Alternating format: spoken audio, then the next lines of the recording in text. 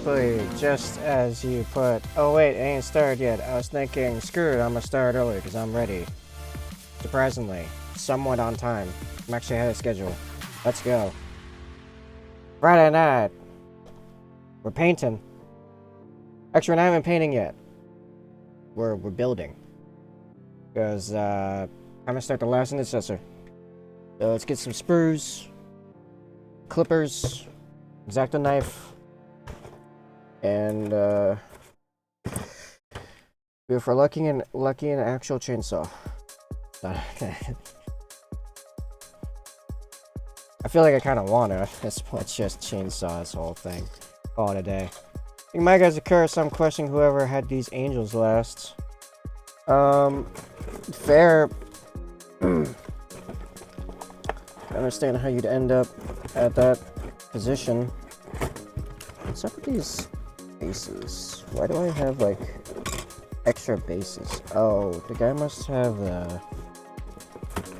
Client must have the actual models, just not the bases for some reason. I don't know. He makes the lieutenant box and the intercessor box. I mean, that's totally reasonable to wear in the same armor.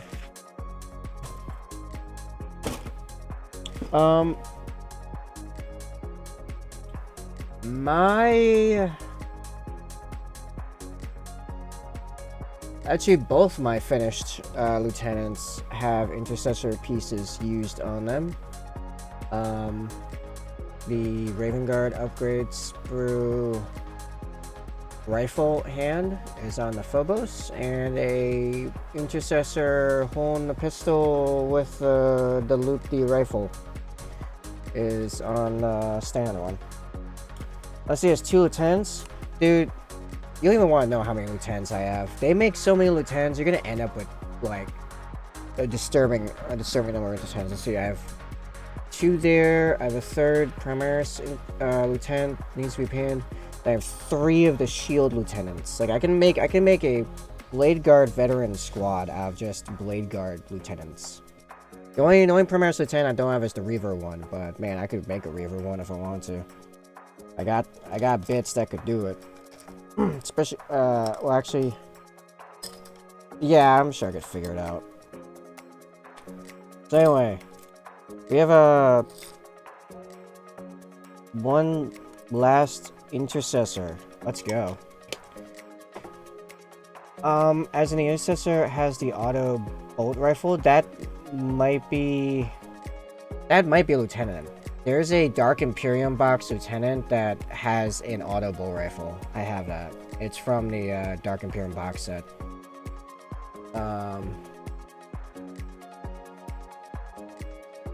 Yeah, I mean, if you want to post it, go ahead. I mean, I'm just saying, like, that's a thing. It exists.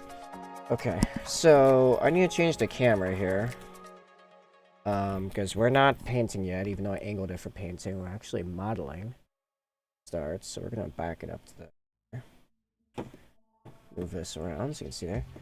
One is on the 40mm base, though. Yeah, that's the Dark Imperium Lieutenant. So the Dark Imperium box that came with a Gravis Captain, 2 Primaris Lieutenants, one with a sword and pistol, and one with a auto bolt rifle. And, yeah. So, yeah, that's the thing.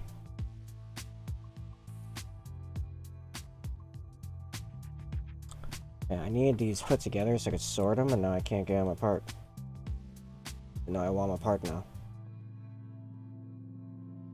Split! Pull out! There we go. That's what she said.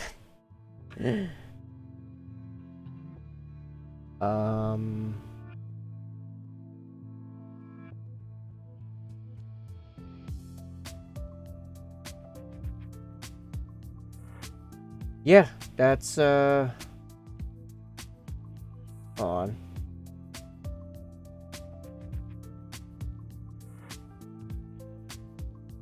So, the one on the right, here, let me pop this up on the screen so people know what I'm talking about here.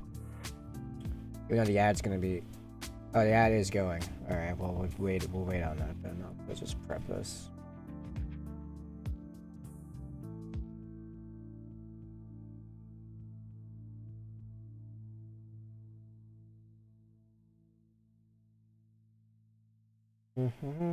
Waiting on the ads. I suppose I may as well keep figuring this out. We got that and cool. Sure. We need to figure out which belt thing, which we could do the chainsaw down there, and then one of the... that. Okay. So, from the look of it, the one on the right, that is the Primaris Lieutenant. Yeah, these are both the Primaris Lieutenant models. He just changed them alone. So he got rid of the sword arm on the one on the right and put an axe on it, and then he turned the other one into a sergeant, and put it on a 32mm base because... Yeah, I mean, that is the model. That is literally, like, I own both of those models. I've changed them a bit. But, like, alright, let's make sure everyone's here now. Okay, so they're both the Primaris Lieutenant models. The one on the right's still on the base. He swapped up the sword with the chain axe, and the other one he got rid of the pointing arm and put on a chainsword arm. And put on a 32mm to use it as an Intercessor Sergeant. But, like, yeah, I have both those models. Hey, Cyborg. Yeah, it's 210. So, like, this here. This is the one on the right. And, yeah, this is normally a sword arm. Like, he's holding a sword up and, like, up that way. And both of us just swapped out that arm, ironically. The other one is over there. Well, like I said, the one on the right is a Primaris Lieutenant. That's the data sheet. Because he's still on the 40mm base.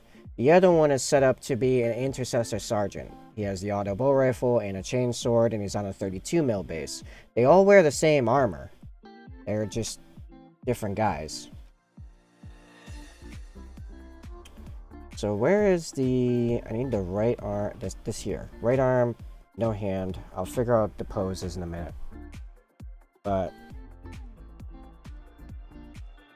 yeah. You call one lieutenant and the other an intercessor. Yeah. So how guys are easily distinguished at range is done through a few different means. Like you'll get this. You'll be able to spot these as you play and learn. There's markings, like you put different markings on a lieutenant. Also, the base size is a big indicator, as well as what they're equipped with. So, intercessors, hell blasters, and I thought there was another one. Okay, let's say intercessors and hell blasters, right? They wear the exact same armor. They use the same markings except for their squad type marking. What makes them different is their guns. Intercessors have bolt rifles. Hellblasters have plasma guns. Various kinds of plasma guns.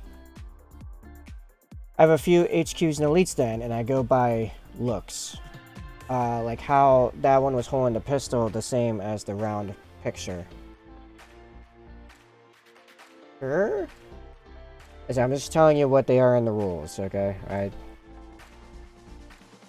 I'm gonna start by drilling out these in internal holes so I can pop this kind of together and get an idea of what this will look like.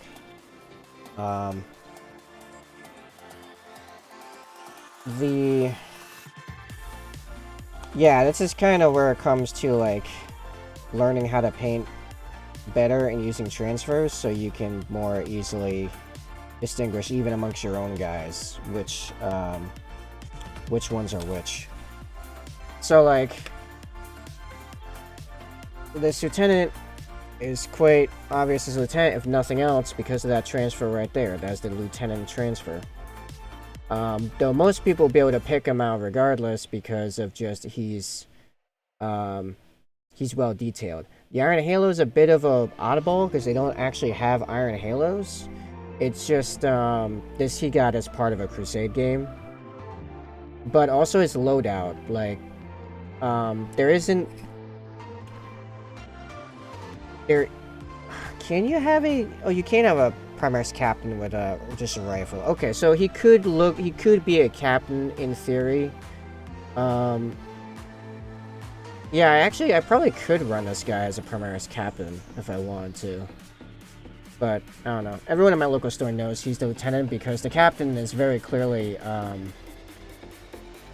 this guy. This is very clearly the captain. I want to redo his sword at some point. It was a good sword for the time, but I've gotten so much better that at least that part, like, really sticks out to me. The rest of it's fine, I think. Like, I can do better now, but it's fine.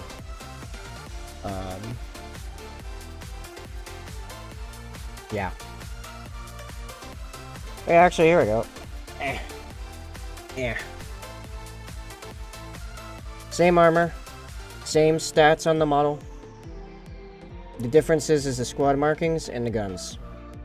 So, just like with, like, everyone else, you know, you differentiate by their markings and their weaponry, even if their armor is the same. And the bases is also a giveaway too. All normal Primaris dudes with Mark 10 have 32 mil bases, while Gravis and characters have 40 mil. When you have a captain, my captain is the Marshal. You'll end up with more captains, my dude. I have 1, 2. Hold on. I have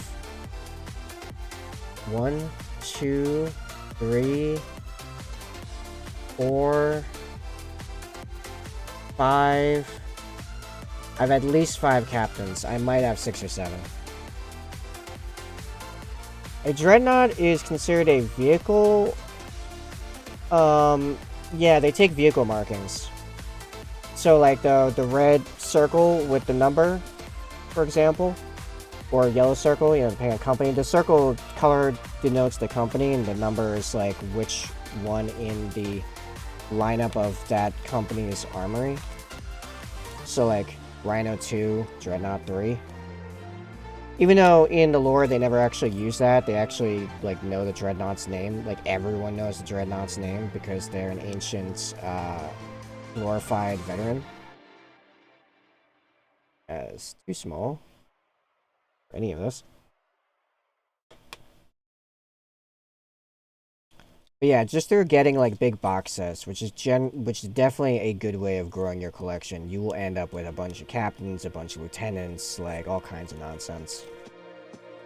I have more chaplains than you can shake a stick at, and I play Raven Guard, who aren't even big on chaplains or screaming and yelling and running at people and stuff. Nice. I actually really like organizing my army. Is there a smaller bit than this that will work? It won't expand out that much. That's an exact fit, basically. Okay. Alright, guess we're going with this then. I have 1 chaplain. Yeah, and that's all you actually, quote-unquote, need? But different chaplains do different things, and, like, you know, there are jump chaplains and foot slugger chaplains. You know, you have Firstborn, Primaris, Terminator. So there are uses to having different kinds. Just like I have multiple of the same kind for like no reason. There's a box sets, and really, and some other stuff besides. I have 2 Terminator chaplains. There's no reason to ever like have 2 Terminator chaplains. They're completely different models in every single way, to be fair. Completely different. I also have a jump chaplain. What doesn't make sense is that I have 2 different versions of the one that came in the Indomitus box set, and then I have one from the Dark Angels starter box, which is like the original standard Primaris chaplain, which are all foot slugger Primaris chaplains. So I'm going to kitbash the crap out of them and make them into like particularly different things in other ways. I have 1 chaplain, 1 marshal, 1 Primaris librarian, a sword brother, and now I guess a lieutenant. The chaplain is Primaris. There you go. Good. Now you're now you start to figure out what the rules are for those guys, because once you know what they are, then you can play them.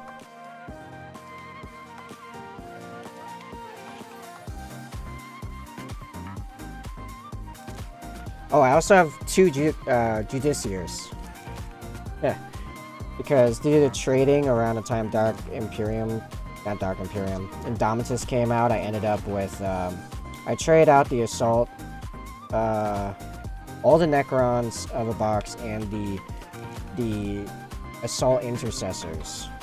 These guys that we're painting now, the Chainsword guys. I traded out mine, and all the Necrons, and I ended up with, everything else in that box twice, and the Eradicators a 3rd time. So I actually have I had 9 Indomitus Eradicators, 6 Outriders, 6 Blade Guard, 2 of the Ancients, 2 of the Chaplains, 2 of the Captains. Oh yeah, so I have 2 of those Shield Captains.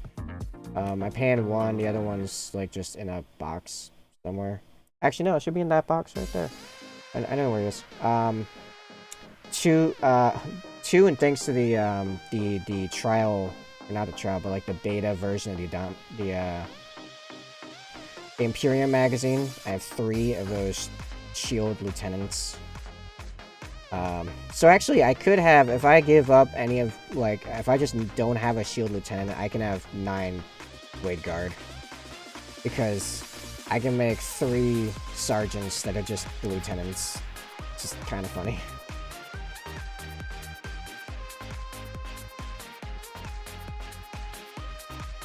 Or just have a whole squad of just a lieutenant. Stuff that would actually be a good idea, because only one guy can have a Volkite pistol, but, you know, whatever.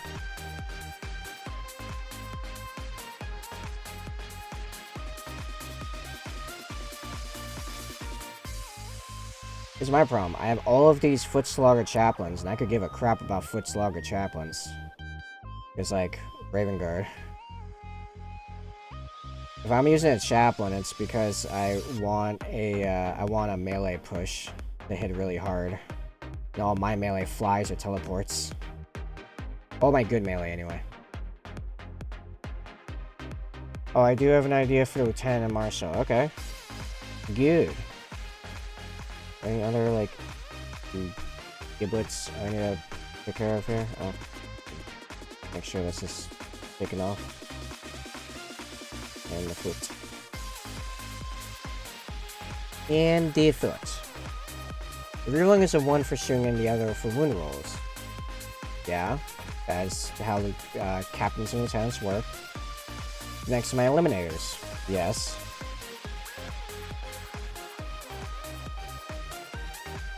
It's nicer now. Eliminators are actually the best they've ever been, because if you're sniping, they don't, like, you used to have to use the sergeant shooting to activate them getting a +1 to hit. Now it's just baked in. They have a 2 up to hit.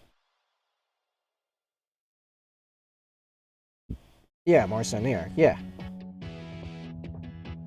Whatever is your primary shooting or fighting, whatever is your Colorblind.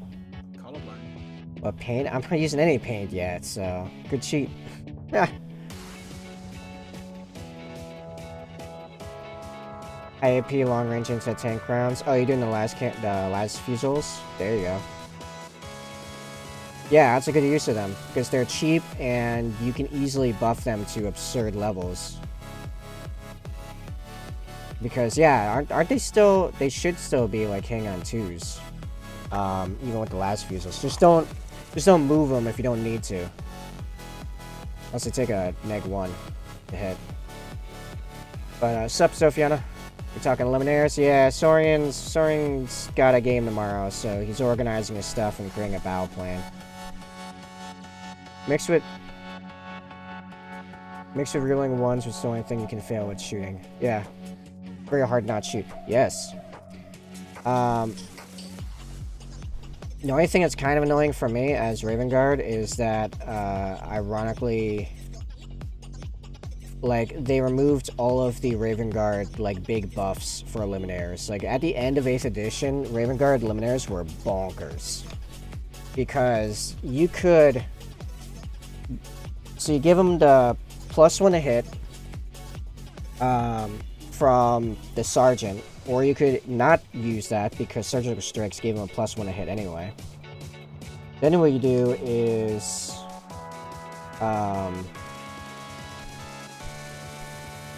They get +1 to wounds from surgical strikes, and back then their mortal wounds on the main round there was on a 6 up, so that became a 5 up.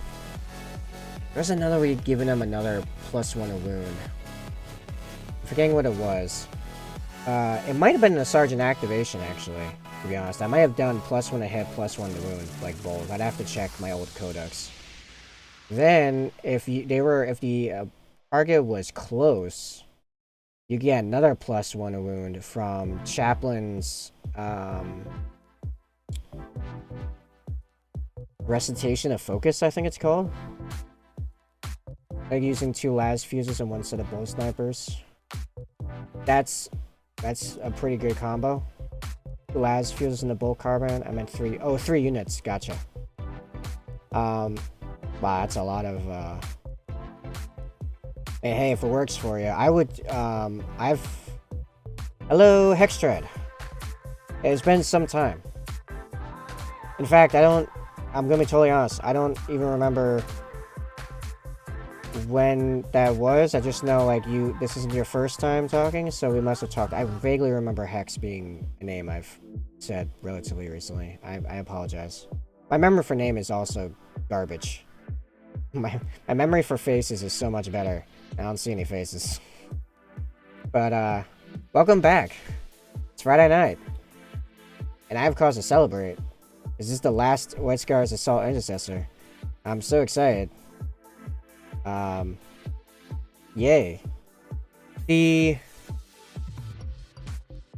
Ironically, these days, my Raven Guard don't even play like Raven Guard so much as they play like Imperial Fists or like Ultramarines.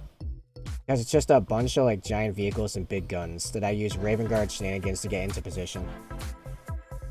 Oh, there'll be plenty more white. It's just this is the last White Scar Assault Intercessor. Then I have a bunch of like specialist units to do for this commission. Then I'll be done. Lookout sir thing work realistically like in real life. The idea is that like everyone near the officer in question knows it's an officer. So if they see them being in danger, they would immediately push them out of the way or take the bullet themselves. They jump in front of the bullet. And there are plenty of factions that have troops that have zero compunction about jumping in front of a bullet. Like, no matter what.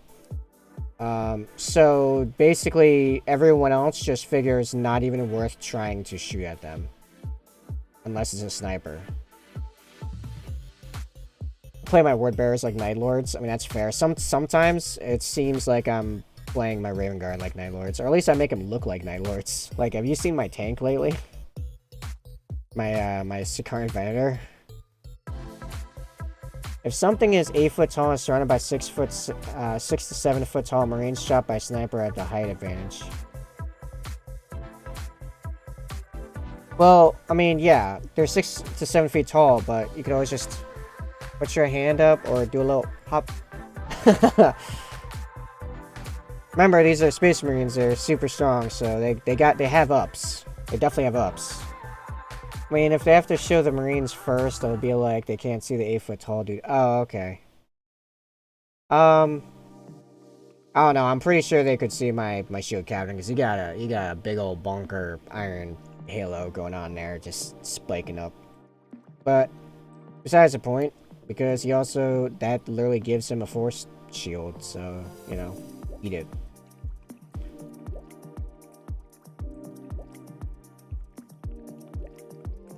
Yeah, I'm very, ow! That one hurt. Ooh. We have drawn blood. It's fine. It wouldn't have been such a strong reaction except there's like the nail bed, so like. I can't see fucking shit out of this thing. Yeah, I know, I can't either. You know, I can zoom in a bit. I don't need this much space. We can get into like here-ish. There we go. Now you guys see more. I have to be a little bit more careful about where I put stuff, but I have stabbed myself so much that probably wouldn't have even really gotten much of a reaction on me, except it was like in my nail bed. It's just like, ah, no. Anywhere but there. Anyway. But snipers ignore lookouts are right because they know how to line up shots and get through stuff like people trying to block and stuff like that.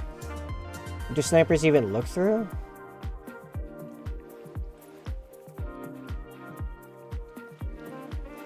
I mean, usually scopes. Just throwing it out there. Got yourself bad last night? Oh, that must be fun. Dude, one time this story's so stupid. This story's pretty bad. So I had, this is during a time that I had my 3D printer, like, up and going, and I just had it going non-stop, and I was just, like, print blind. Like, I wasn't even, like, checking stuff anymore. So I got this file for a drop pod. I'm like, nice, I get to add a drop pod. Guys, make sure to drop hole. He just needs to go down from wherever he's at, so just drop him. Don't talk to him anymore. I don't know. You got skin, a fair bit of skin. Oh boy. You're supposed to flay the other guy, not you. Self-flaying. So I got this drop pod file, and I'm like, oh, I'm gonna do a drop pod. Nice. And I print it. It takes forever. I'm like, man, this thing's size is kind of weird, but okay. Turns out... Actually, I'll get there. But, like, okay, so I'm chopping all the supports off, and this thing's, like, practically filled in a supporter because the way the doors are and stuff, so it takes, like, hours of cutting, and it's, like, printer plastic. It's not soft plastic like this. It's, like, hard printer plastic, so I'm cutting the crap out of myself, like, using super glue as a band-aid. Like, my whole hands are covered in, like, you know, bloody glue globs. Got your middle finger. Finger. Yeah, it turns out there's not even a drop pod. It was a dreadnought drop pod that I had sized wrong, so I couldn't use it as either a drop pod because it was too big as a drop pod and too small as a dreadnought drop pod. So dumb. It's such a giant waste of plastic too. Not my finest moment in hobbying.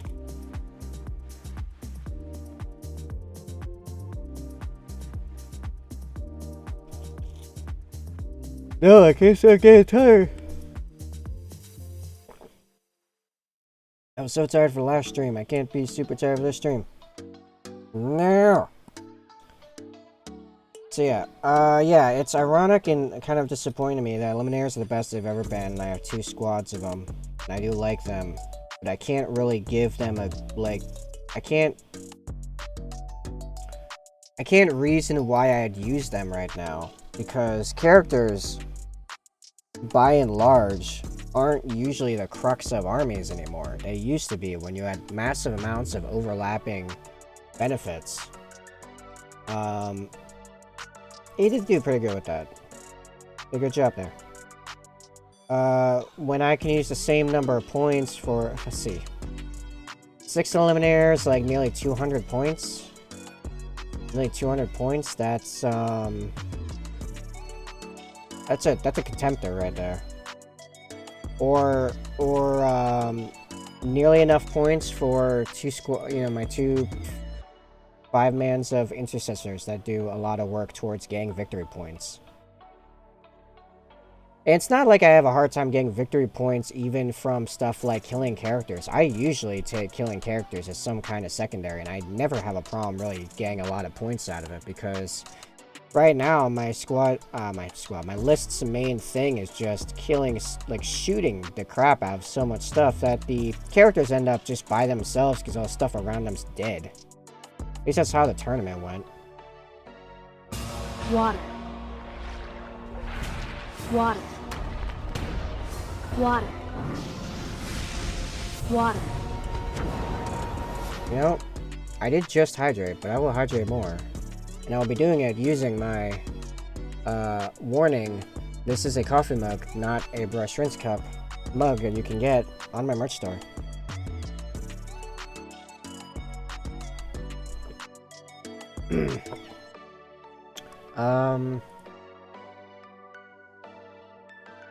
Oh, we don't have pictures.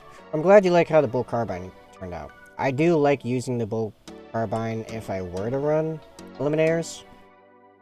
Because at least on turn 2 and turn 3, I can negate the movement loss. Because I only really use my Eliminators for, you know, sniping.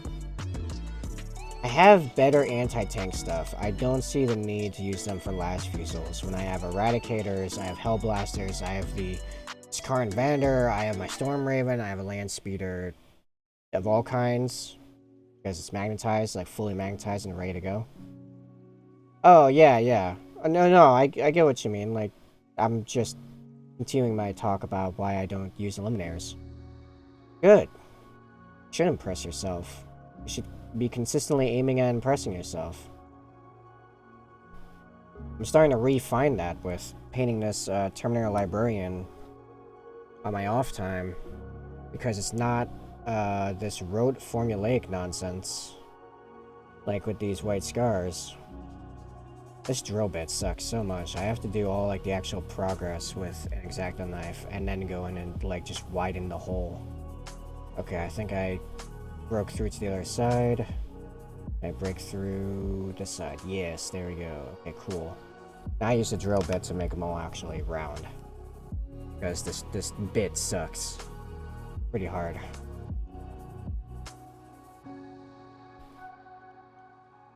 There we go.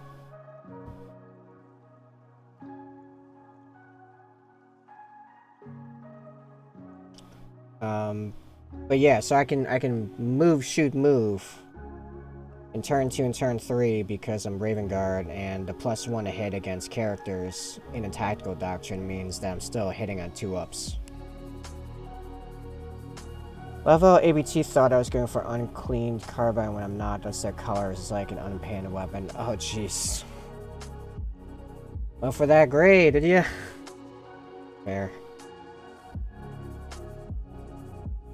I feel like a really clever guy could probably run Iron Warriors as like mostly unpainted and only like prime and paint like shoulder pads and the guns. It would kind of work. It wouldn't look good, but it would kind of work. This isn't a particularly nice looking gray, especially without any of the texture added or depth added, you know, through colors and shading and stuff.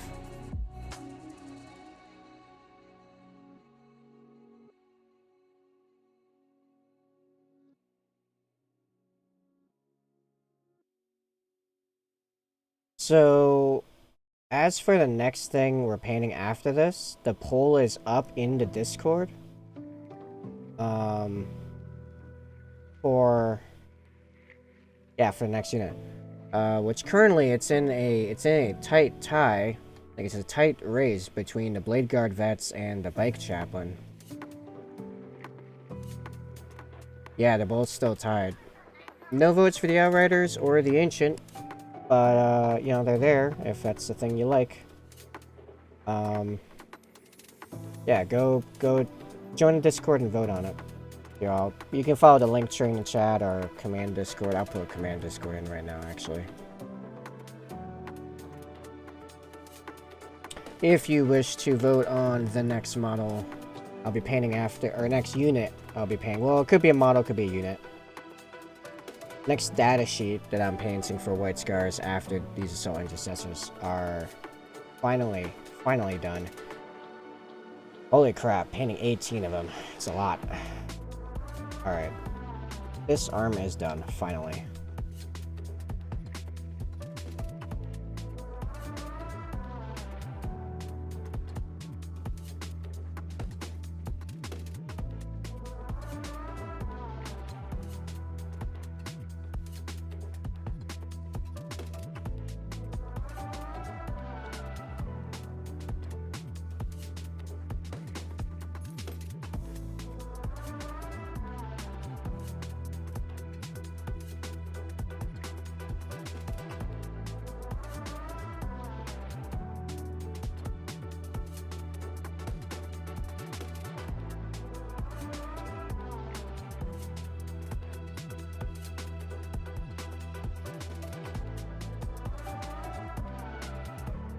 Just Blade Guard veterans because I've never seen them before. Yeah, that's a good reason. You'll see them built and primed and painted and the whole thing. Complete introduction, and I can even talk about their rules and what they're good for and stuff too.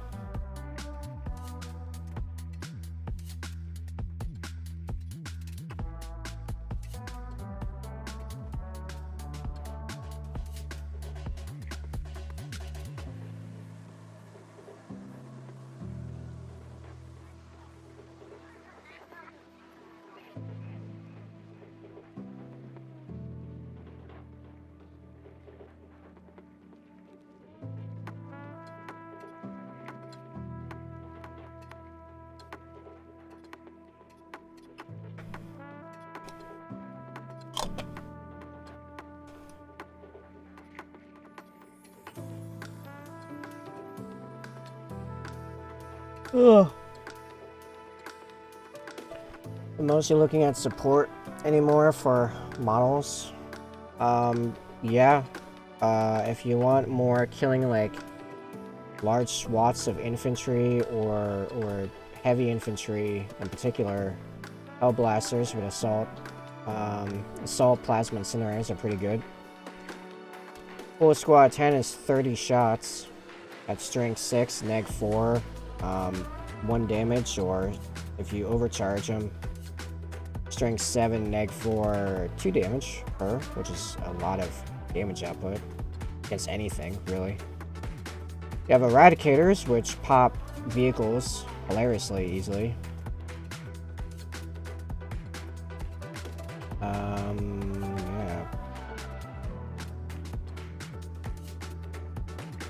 Yeah, I suppose it depends on what you're looking for. Also vehicles, obviously.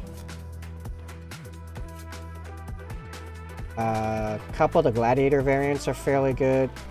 Pulse Executioner, it's a little overcosted for what it does. About Whirlwinds, they used to be good back in 8th edition. I have not really heard much about them being used much anymore.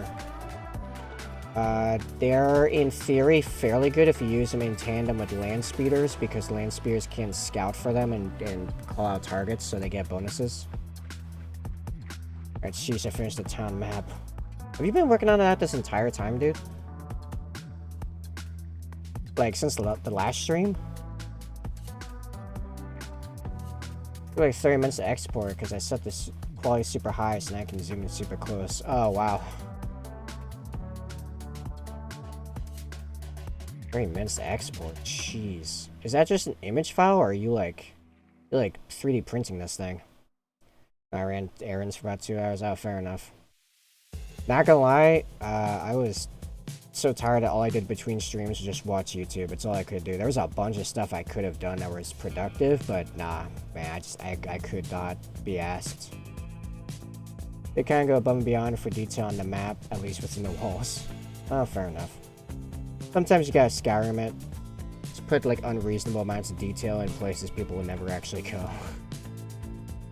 I've been Discord and D&D finished projects. Oh, okay. So let's take a look.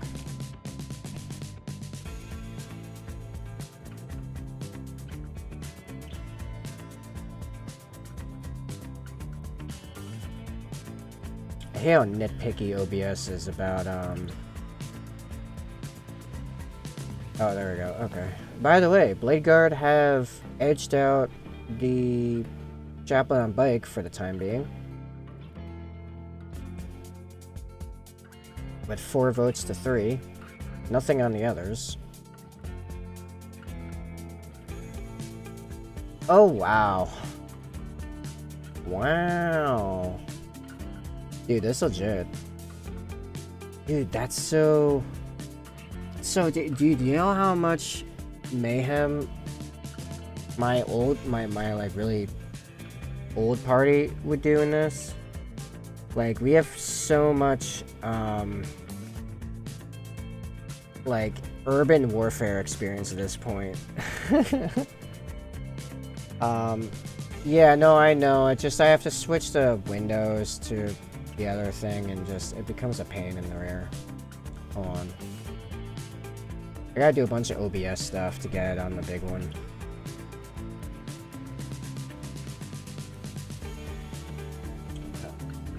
Right. And then... Here we go. It's not OBS problem, it's just me being lazy. Yeah, no, let's take an actual look at this. Yeah, no, my cleric party would eat this up because we would utilize like the crap out of this. It'd be like, okay, so we have a guy we need to like follow, and we would plot out. We spend all our time in that campaign just like planning stuff out. We plan so much, which is actually great. It feels good because we're in like really high like risk scenarios constantly with a lot on the line. There's so many moving parts at any given time, like sometimes double-digit moving parts going on in these giant storylines. So we'd be like, oh, so like he lives here, and you know he's gonna come out over here. We're gonna have someone here, and like over on this rooftop, and we can access from over here. And like we'd go insane on this thing. This is so cool. I love this. Dude, I wonder if you could sell maps of this detail level. You probably could. You probably could sell like the ability to do this. Consider trying to market that. See if that's a thing. Like, start putting these up on Instagram and be like, yo, I make these. You want some? Like, I'm pretty sure there are plenty of DMs that'd be like, I would love a map this detailed, but man, do I not have it in me, or do I not have the time to like make this myself. I've done a custom Fiverr order for someone one time to make a town map for the town capital. Yeah, man, I think you got something going on because this is great. Good stuff. Alright, I'm gonna go back to stabbing myself while making this mini.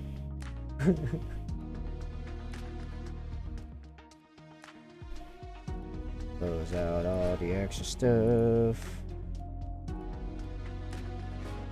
Alright, cool. Yeah, I can make a service only 5 for making detail maps and specifications. I think because of the nature of D&D, now like no one's games like crossover, I think you could also just make like a stock of maps that you could, the tricky bit was how to show them for people to shop for without allowing them to like steal it. Like you'd have to put up like barely notable resolution images and then sell them as just like stock maps. I think that could be a thing. I think legitimately I could set that up for you. For anyone who doesn't know, my other job is a web dev, and I have a lot of experience in setting up like e-commerce websites through WordPress. Yeah, you could totally sell those as digital download files. Make a set of maps, put a couple as previews, see if you want to buy a bundle. Yeah, that kind of thing. Like just stock maps. Like, hey, D&D stock maps. You don't have to put any effort. You just put in like $20 and you get a couple maps, like high detail, high res maps. And here's the thing. This is why that's in a way better than Fiverr, is that in theory it's scalable. You can make one map, you know, or a bundle of maps. You can make 5 maps and sell them hundreds of times. Because D&D is huge now. I don't know if you're aware of this, but D&D is big and it's growing. Yeah, I'm not saying you will sell it hundreds of times. That's down to you and your marketing. But, like, you can upgrade your barbarians, and you can upgrade them in a bunch of ways, and captains.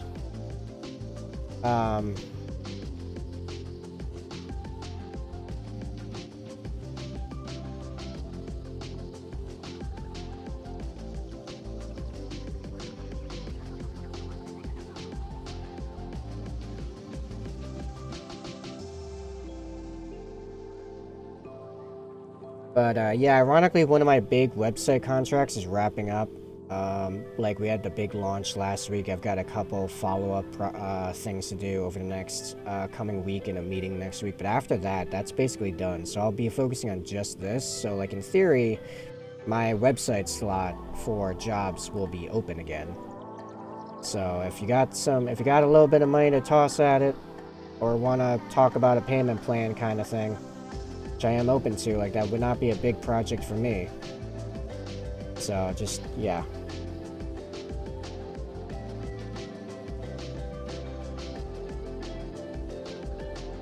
Like, I think it'd be a thing worth trying.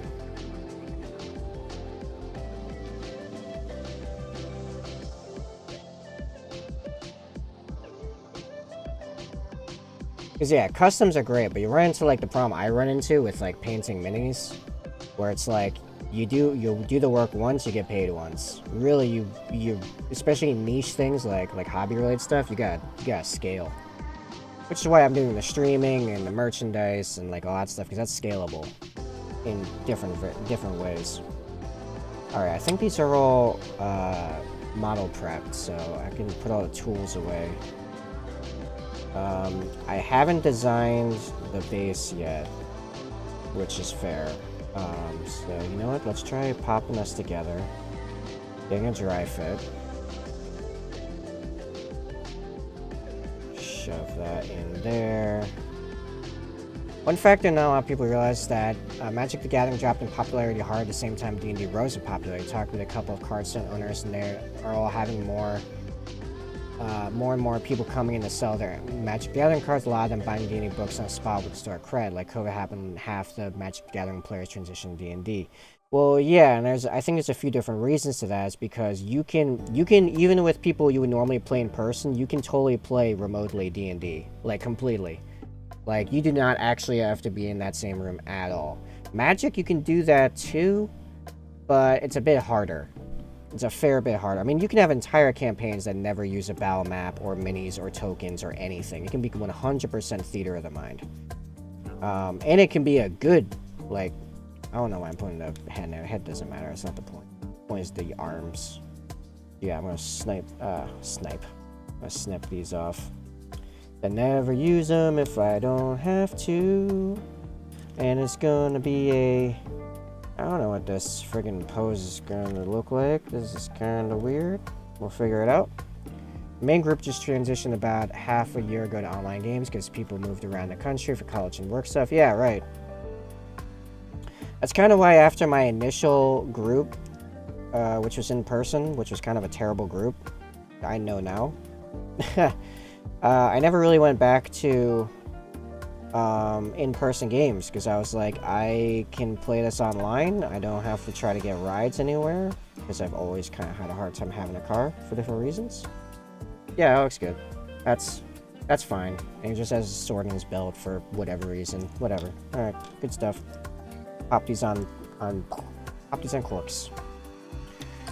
Online and in-person D&D both have a positive drawbacks. Yeah, if you have a good group in person, I hear it's like there's so many more shenanigans you can do you can't do in online games, or they don't have the same impact, and there's a lot more play off each other personality wise and everything else because you have that in-person connection. However, on the flip side, I have played D&D with someone on almost every single continent because I've been playing D&D online for like 8 years and been in like a dozen games now.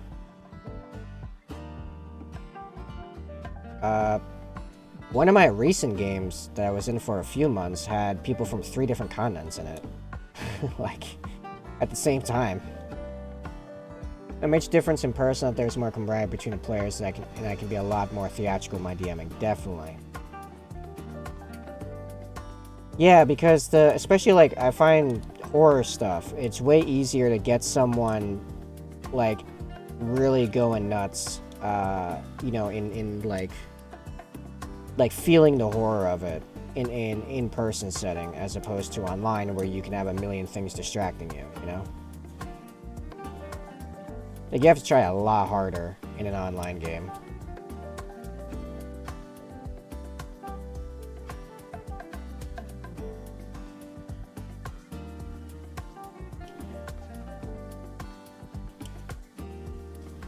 Yeah, the fact, what was making me think about the maps thing is like, man, if Dwarven Forge can sell what they do, and that's for only in-person games, you can sell that for online games. You can sell those maps for online players like me. Because, yeah, it reminds me of a lot of the maps my own GMs use right now. Alright, that should be good now. Okay. Let's pop them on corks. Because I use quartz for some reason. Nah, it's because my ex used to love her wine. So we had a ton of wine corks available if I wanted them. I'm getting flashbacks to elbowing things behind me at full force when I'm getting way too into DMing. Ah! I broke a TV and we had to move where my DM spell was. Wow. Yeah, something I will keep in mind, should I ever, do in-person D&D games. You know, actually, that just gave me the idea. And this would be really cool if I can pull this off.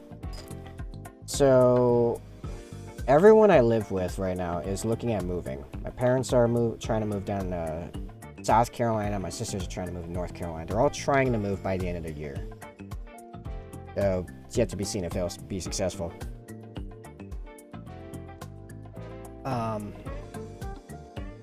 My plan is to stay where I am and stay in the basement where I'm at now, and then I'll have 4 rooms I can sublease above me. And sorry, I just keep losing my train of thought while I'm trying to multitask here. Yeah, so what'll probably happen is, like, you know, 4 other young single guys. I say young. I say that for my own benefit because I'm like nearly 30. But I have one guy already lined up. He's just waiting on me to tell him time to move. You know, our young single guys and sublease, and I'll be the intermediary with the landlord because I've already, you know, he at least somewhat knows me. He knows I'm not going to cause problems, because I've lived here twice for a total of, like, nearly 3 years between the 2 times, and there's not really been problems. In fact, I've actually done a number of repairs on his property, because he's kind of a slumlord. So, yeah, I think that'll be fine. If I could get a lot of them, either as gamers or get them into gaming and have a house D&D group, D&D campaign, that'd be pretty epic. I want to at least get one Warhammer gamer, at least one, involved. Because then I could actually play a lot more often. That would be the dream. I know, right?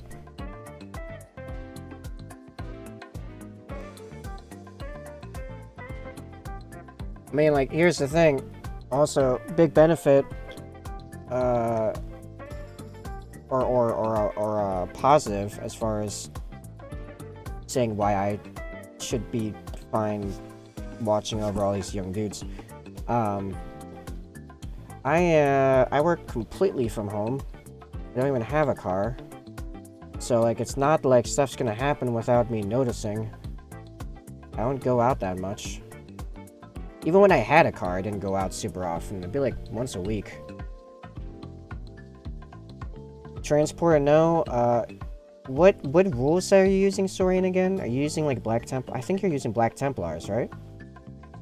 Gearing up to play a D&D game with my buddy here. Should be a weekly game on Sundays. My character is going to be a fun one. Not OP. Yeah, sorry, I'm completely lost in that last phrase. Not OP, but thematic. Okay. No, you're not doing Black Templars? Okay, what's your custom successor rules? Okay, are they more shooty or more melee?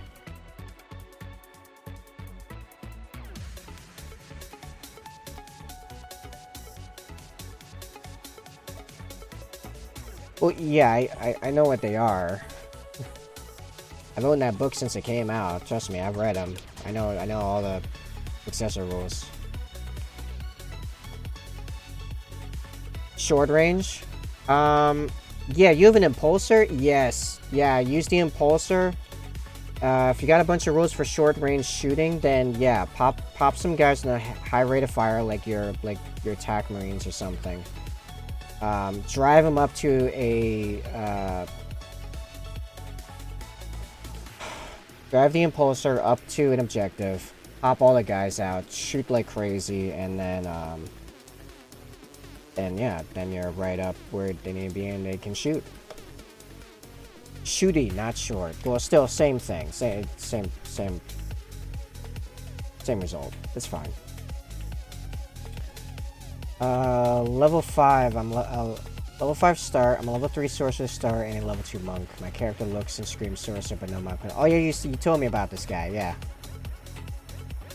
I think if I do get the dream situation of the D&D playing roommates, which I'm pretty sure like the guy I already have lined up, I can convince him to try out D&D. I'm probably gonna end up being the DM if I had to guess. Objective is exterminatus, kill all of your enemy. Okay. Still a viable tactic. Use them to reposition guys. Is a good thing often.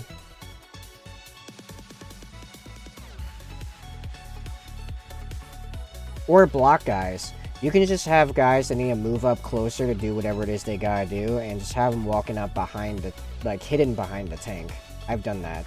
It works. Though it is hard to give, like, good unit selection options for a small game of just kill the enemy, because most of the time, at least for me, like, I pick units based off of what they're gonna do to help me get points, but the points is to kill. So, like, I would just take a bunch of stuff that's good at killing people. You don't have a lot of options, so, like, yeah, it's a lot harder. Oh, I just hit my wire for my main TV. Okay, there we go. I take you're a Primaris? Dude, half your army is Primaris. What does that mean? Like, your Intercessors are Primaris, your Chaplain's Primaris, your Librarian's Primaris. What? Seems like DMs are the only ones who want to play. My buddy's game is being run for 3 forever DMs. That's funny. I've never DM'd before, and the main reason was lack of, like, time to invest in, like, the type of campaign I would run. Because I would run a game like the games I like to play, which is a long-term, open-world, high complexity, high fantasy kind of game. So, like, there's a lot going on. So it would, yeah, especially like the initial setup would take me quite a while. But in theory, if the subleasing works out as intended, they'll actually end up becoming a source of income for me, and at least my initial expenses will be paid basically by them living here. So, kind of works in that regard. No, I meant for the mainline infantry. Generally speaking, intercessors, like the top troops for Space Marines are between intercessors, infiltrators, and incursors, depending on what your list is and what it's doing. If I enjoy it as well, world is your oyster, is just much more immersive. Yeah. I have a really hard time with, like, very streamlined railroad type campaigns, because it's not. Yeah. I want a little elbow room, or a lot of elbow room. My Necromancer game right now is like semi that currently, and I'm not sure how I feel about it. Oh, I didn't even see this one. Like, we have a very solid objective and pathline to take it, but the group is pretty cool, and the DM does allow me to get away with quite a few shenanigans, so I can't complain too much. Tried running a short story length campaign from module book. I hate it. Yeah, I couldn't do that. I'm also, like, I already know that if I were to DM, I would be so rule of cool type deal when it comes to making calls on stuff. It's like, all right, let me add some logic to it, but I want you to like be able to pull this nonsense off. Felt zero creativity, felt a complete chore to prep. Find myself losing interest mid-game and trying too hard to force players to do things that need to be done for the book to make sense. Yes, and that's also a problem I have with other people running modules for a game I'm in, because it is something that is written as if a thing that's written.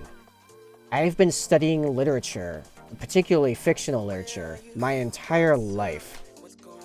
Stuff written has such a hard time surprising me anymore. That's why I love D&D as a literary experience, as a storytelling experience, because you can't, there's no predicting anything. If it's a pre-written thing, I can measure out the beats. I know how this is gonna run. Like movies are straight up, yeah, bring the premieres, man. There will be a movie, like any action, adventure, sci-fi kind of movie is going to follow the same beats. It's going to be introduction of the plot and setting, introducing the threat, introducing the main character that's going to solve the threat problem, and then it's going to be an escalation of why the hero is going to do anything at all, and then there's going to be a bit of a battle, and then a drop as the villain starts making gains and the hero's put on the back foot. And then the hero has some kind of power-up, or allies come in, or he has some realization about this inner capability, or who cares, doesn't matter, but it swings the momentum around and it goes out, beats the baddie, and end the movie. It's formulaic. It works, it's good, it has purposes for it. Like, there's nothing wrong with it, it's not why I'm in playing D&D. I'll go play a video game if I want that experience, because the video game will look better. And I love my special effects, man. I want the, hey, now we're all flying cows going across the moon to stealth into this castle, because for some reason that makes sense. That's why I play D&D. Most of the time, books and movies follow the POV of one person, either entirely or more over other characters. In D&D, I need to make sure all players feel equally important and involved in the story. Right, or at least as involved in the story as they involve themselves. Is how I would deal with it, because I have seen players that don't really care playing alongside players that really care, and it's like, as if I were DM, I would give the attention to the people that are trying to be part of the game, because the ones that don't care weren't going to try to get involved anyway, even if I can't force them to actually become good players. Like, be involved or not, but I'm gonna reflect off you. This is a two-way street, you know? Like, I'm not gonna give you all kinds of cool, like, oh, you're a cleric, because you're a cleric, I'm gonna have your god do all these kinds of things, and you're just like there, like, oh, cool, yeah, that's nice. I go hit the thing. No, your god's not gonna care about that either. Yeah, no, exactly. Kick him out. It's not worth the time and attention. I'm probably gonna... Yeah... Should I design the base now? I don't know why I set this up like this. I have to airbrush. I'm just distracted. Either transport a low mainline, or no transport more mainline. What are you fighting against? Like, what faction are you fighting against, Saurian? Airbrush. Yeah, and I'm gonna deal with the base later. I don't have it in me to design a base right now. I don't care. It will get done, it's just, I don't have to do it now, so I'm just not going to.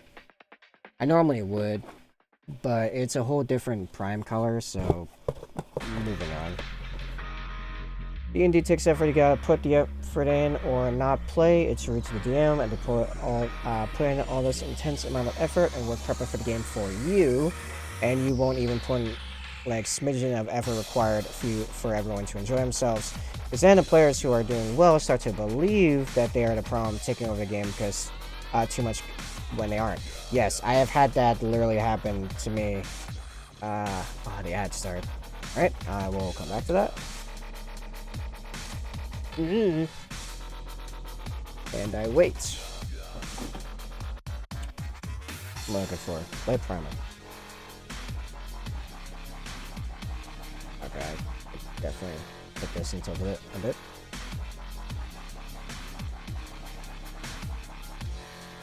Waiting for the ad to end.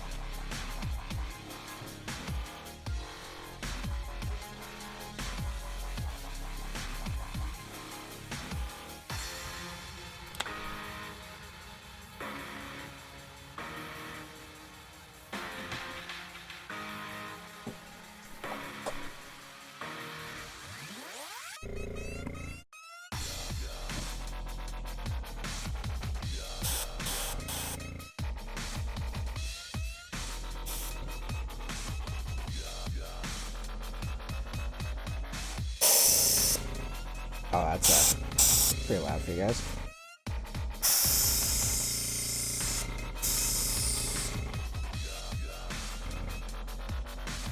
Just waiting to know when the ad is ending. Why I'm not talking, even though I have things to say. In case you can already hear me. 5 more seconds.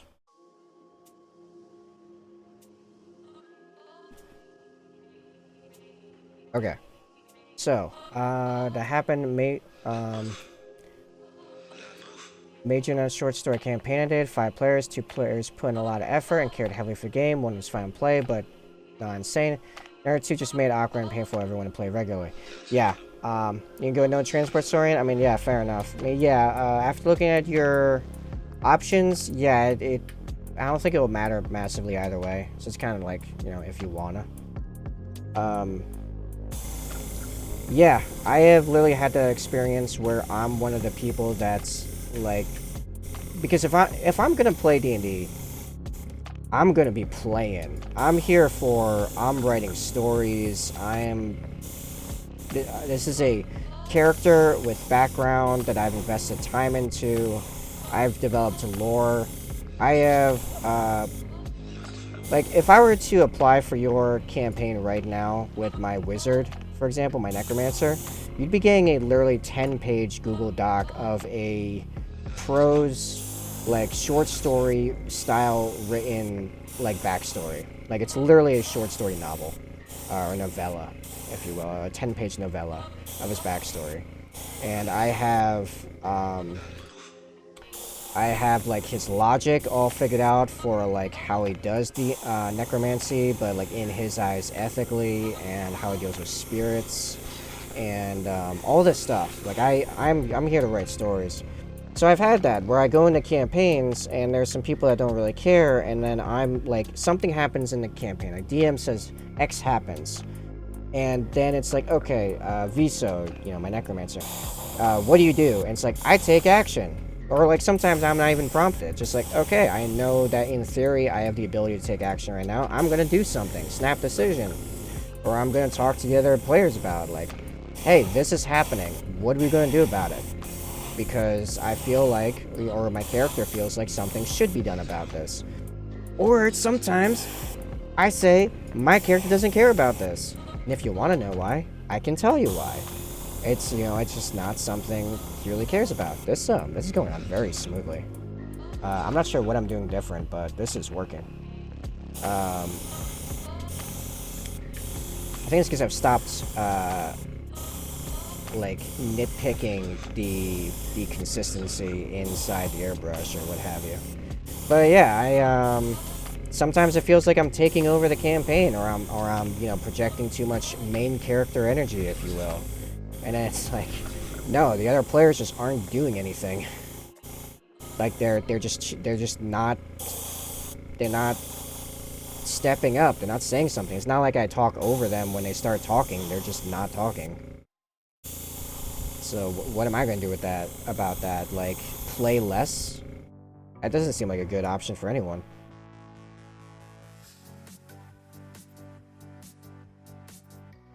Like, in the first campaign I had a necromancer in, like, yeah, he became the powerhouse of the party. Not because I tried to make him a powerhouse, but because he was a necromancer with access to as many bodies as he could resurrect and decent equipment, and the rest of the party didn't care he was a necromancer.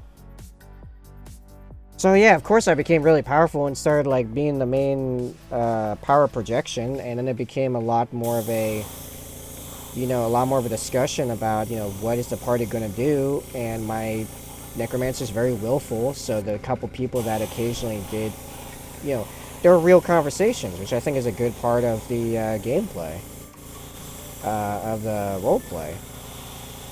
But then you have other ones that just, like, they don't care. They just move along with it.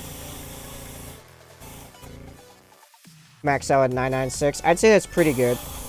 Yeah, it's usually in that range. 995 to 1K for like a 1K game, or like, you know, 1990 something for 2K.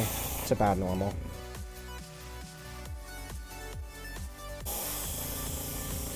Oh, I'm out of frame. Whoopsie.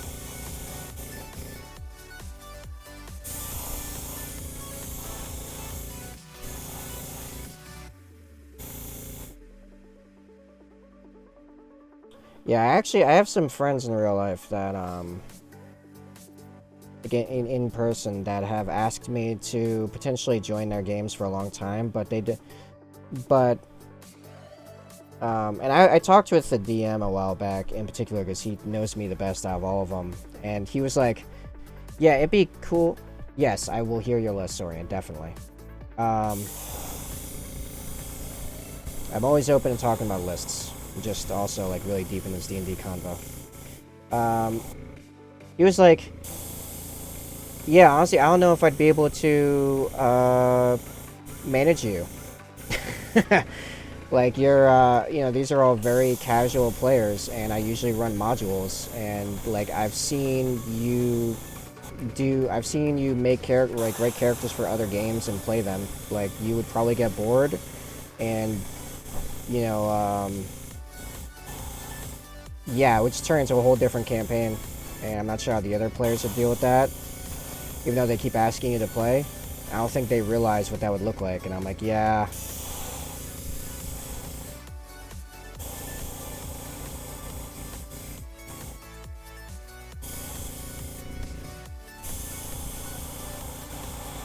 I mean, I will say this, there is an aspect where, like, yes, I'm just willful, so that might come up as to, am I taking over the game because I'm willful?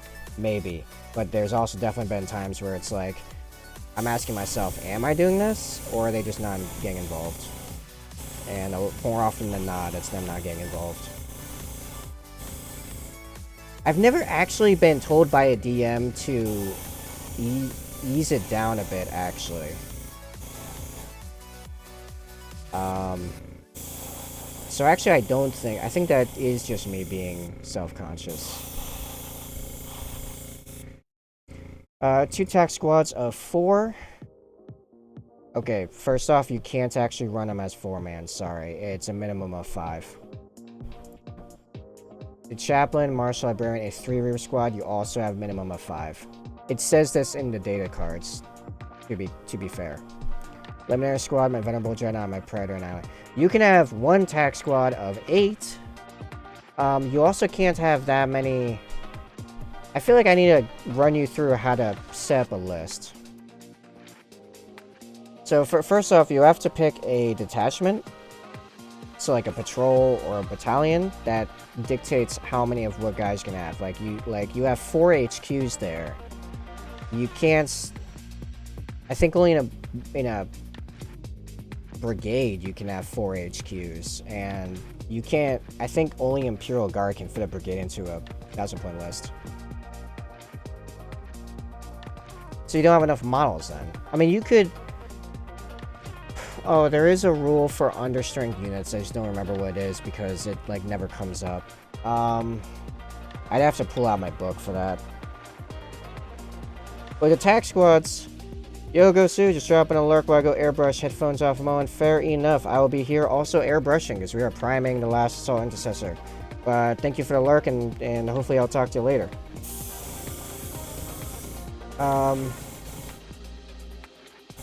Okay, so you have only potentially 2 squads of TAC Marines. Potentially. If you have 10 TAC Marines, then you have 2 squads. 2 squads of 5. Because the minimum is 5. For normal fielding them. Again, I have to pull up the rule. Actually, I'll pull up the. Let me pull up the rule for inner strength units. If the rest of you don't mind waiting a minute while I find this. I have the big rule book, the BRB. Looking for okay, Battleforge, land points, factions, yada yada, attachments.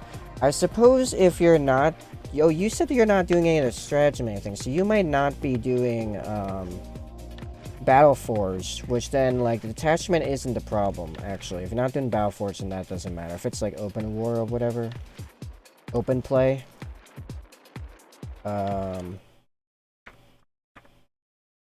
yeah, I just remembered what open play was. If you're doing open play, then yeah, you can do whatever you want. Sorry about that. But as you get a larger collection, you'll have people that want to do match play that, well, like, both of them can do... Hold on, let me stay on track and finish my thought, because I'm getting distracted. Pure open play. Okay, then yes, your 4-man squads don't matter, your 3-man squads don't matter, because, yeah, you can just do that, that's fine. As you get a larger collection and actually can consistently field, like match play / Battleforge appropriate rules, here are how those rules work. All the squads have a minimum dudes that can, that they need to have. And then when you do Battleforge, when you start using the CP and stratagems and stuff, you'll have to organize your armies into detachments. And detachments have, so let's say a patrol detachment is a minimum 1 HQ, maximum 2 HQs, a minimum 1 troop, maximum 3 troops, and then a maximum 2 elites, 2 heavy support, 2 fast attack, 2 flyers, and then transports is always as many as you have troops, or is it infantry? One or the other. I think it's troops. You can have as many. So, like, in theory, you could have, like, an army of almost all rhinos, because you can have as many rhinos as you want. And then by doing that, you now have a setup army, basically. Then there's battalion, which is what most people use, which is a minimum 2 HQs, minimum 3 troops. You can have a maximum of 3 HQs, which is why I said you couldn't have 4 HQs, but if you're doing open play, you can do whatever you want. I ran out of primer. I actually did not put enough primer in there. Maximum of 6 troops, and then you can have, I think it's like 6 elites. These are all units, by the way, not models. 6 elite units, 3 fast attack, 3 heavy, yada yada.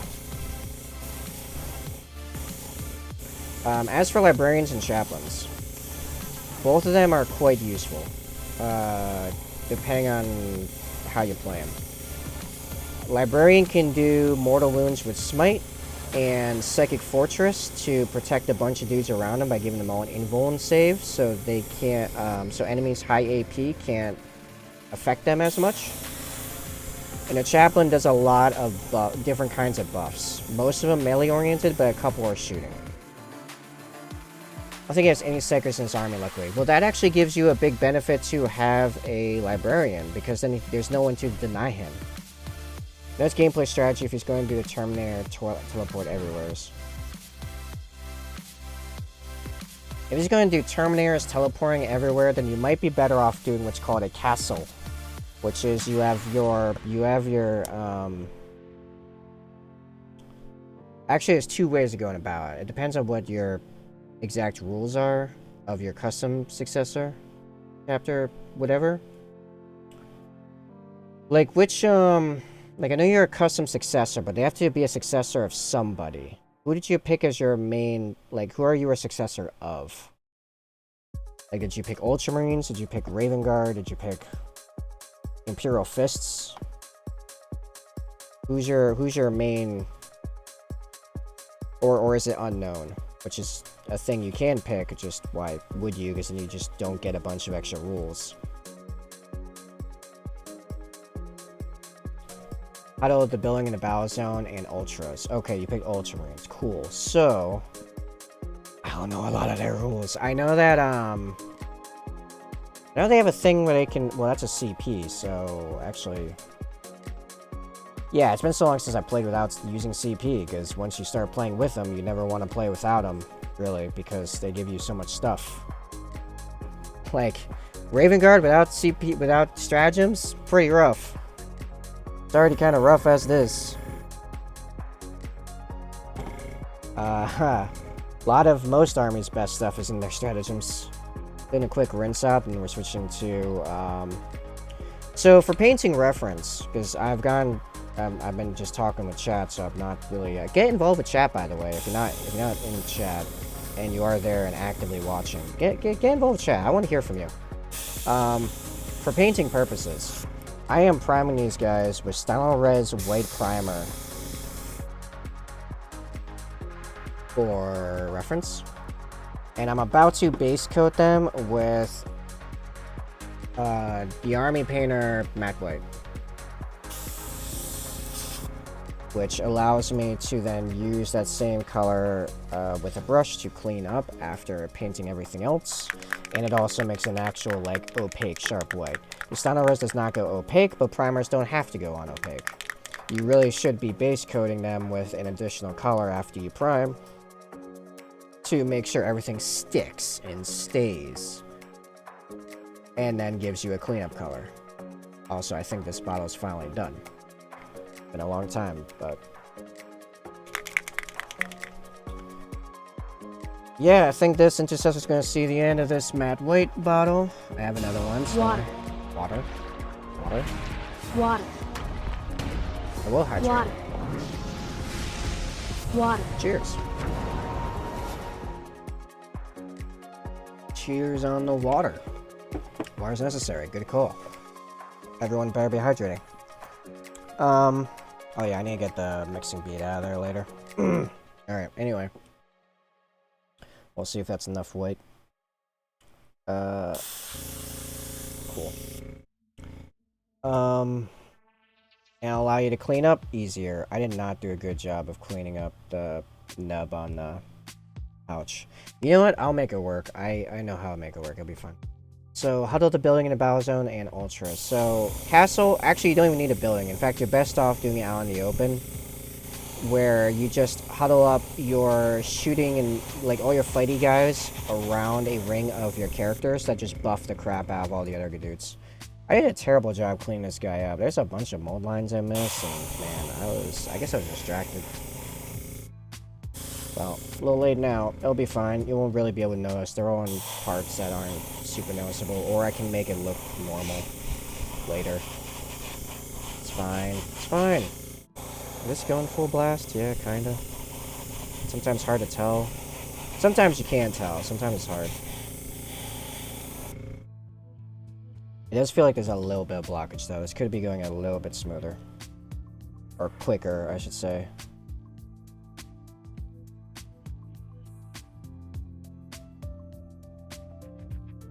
Building can be used very easily since there's two on one side. Well, good. You have some terrain going on. Yeah, use the building. Get cover inside it. Remember that if they are on the opposite side of the building, like outside the building, and you're outside the building on the other side, they can't actually shoot you even if they can see you. Like, the building blocks them entirely. You have to be inside the building, or they have to be inside the building for you to shoot each other.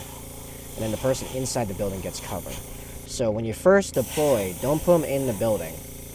Unless it's like the Eliminators trying to be on the top or something. Besides that, the Eliminators will be fine anyway with cover. This is their camo cloaks. But for everyone else, there's, everyone else, put them behind the building. So they can't be shot at from the other side of the building. Pro tip there.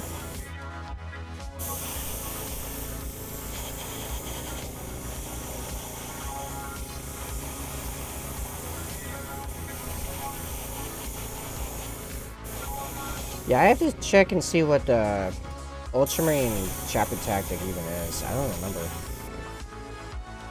Actually, I can pull it up. Save the book.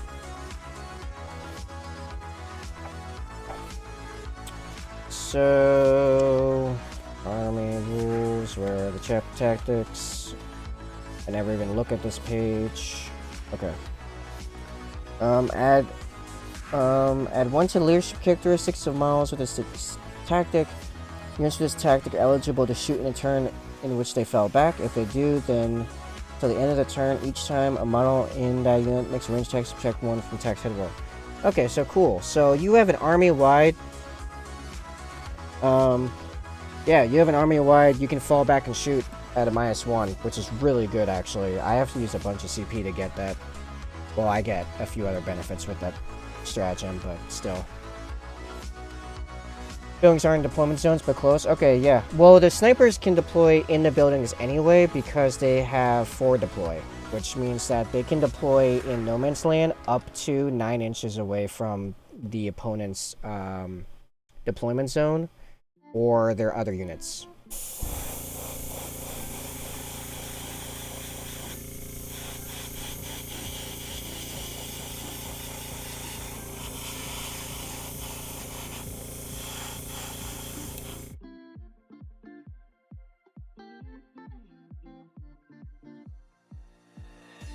Yes, read the rules of your dudes, man.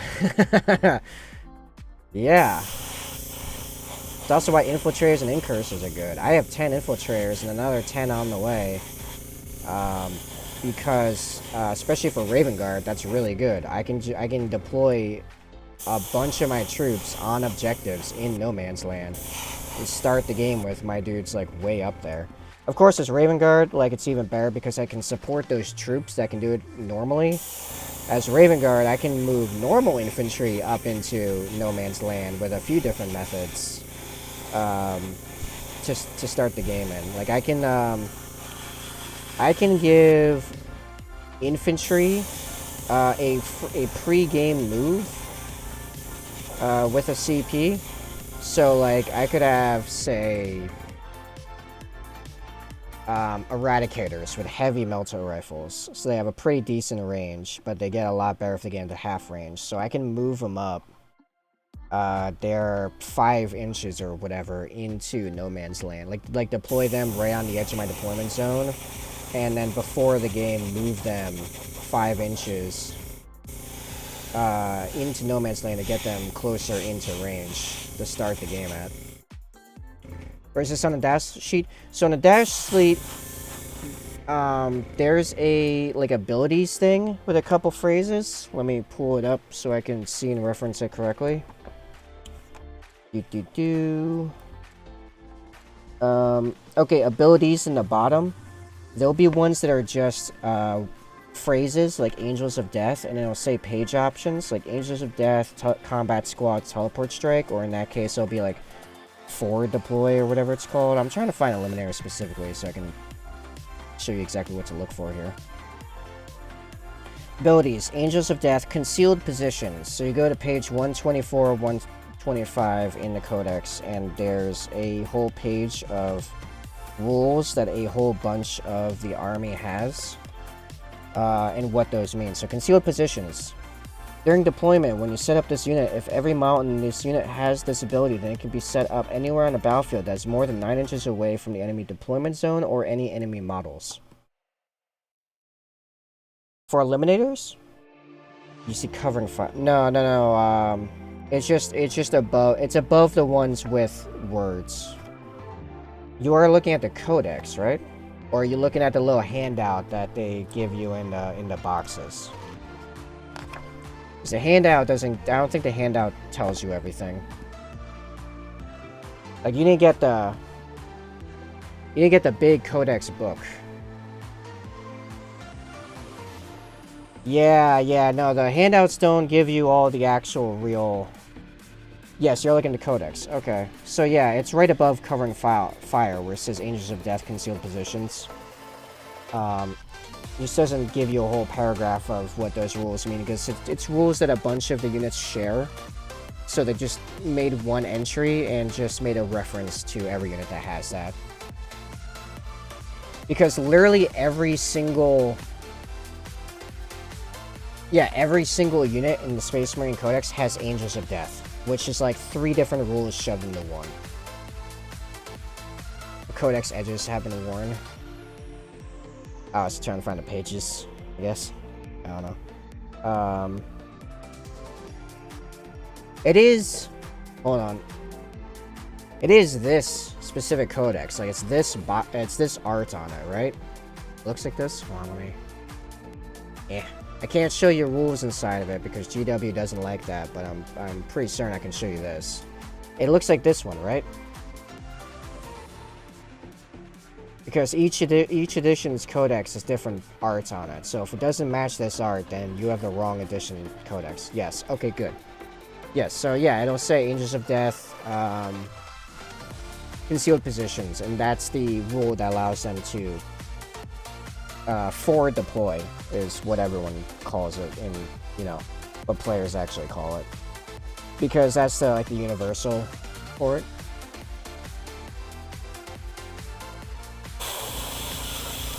I might be weird for this, but I still think the 1.0 8th edition codex had the best Space Marine cover art. Even though it's a little on the static side of things, but I don't know, I just liked it the best. Alright, I had this way more zoomed in, didn't I? Yeah. Oh, I'm almost done anyway, I just have the head left. Can't even focusing on it. Show you? Oh, I gotta get up. How dare you? Yeah, I'll grab them. I say them because 8th edition actually had two Space Marine codexes. Which is why I said 1.0, because there's a 2.0 codex. Alright, airbrushing is done. Pop that over there. Rinse this out. Actually, yeah, we're actually at exactly halfway through the stream. We're at an hour and a half of the 3 hours. So I'm gonna pop the ad break that's gonna start in 2 minutes anyway. And I'm gonna take a run to the restroom, refresh my paint water because now it has airbrush nonsense in it, which always clouds it up incredibly. And then sit back down with my other 2 codexes in hand, and we can show those off and start putting brush to model. Why 2? That's a bit of a story. I'll explain that when I get back. It's a story that's kind of repeating right now, actually. It's a whole thing. I'm gonna pour some airbrush cleaner in here too while I'm at it.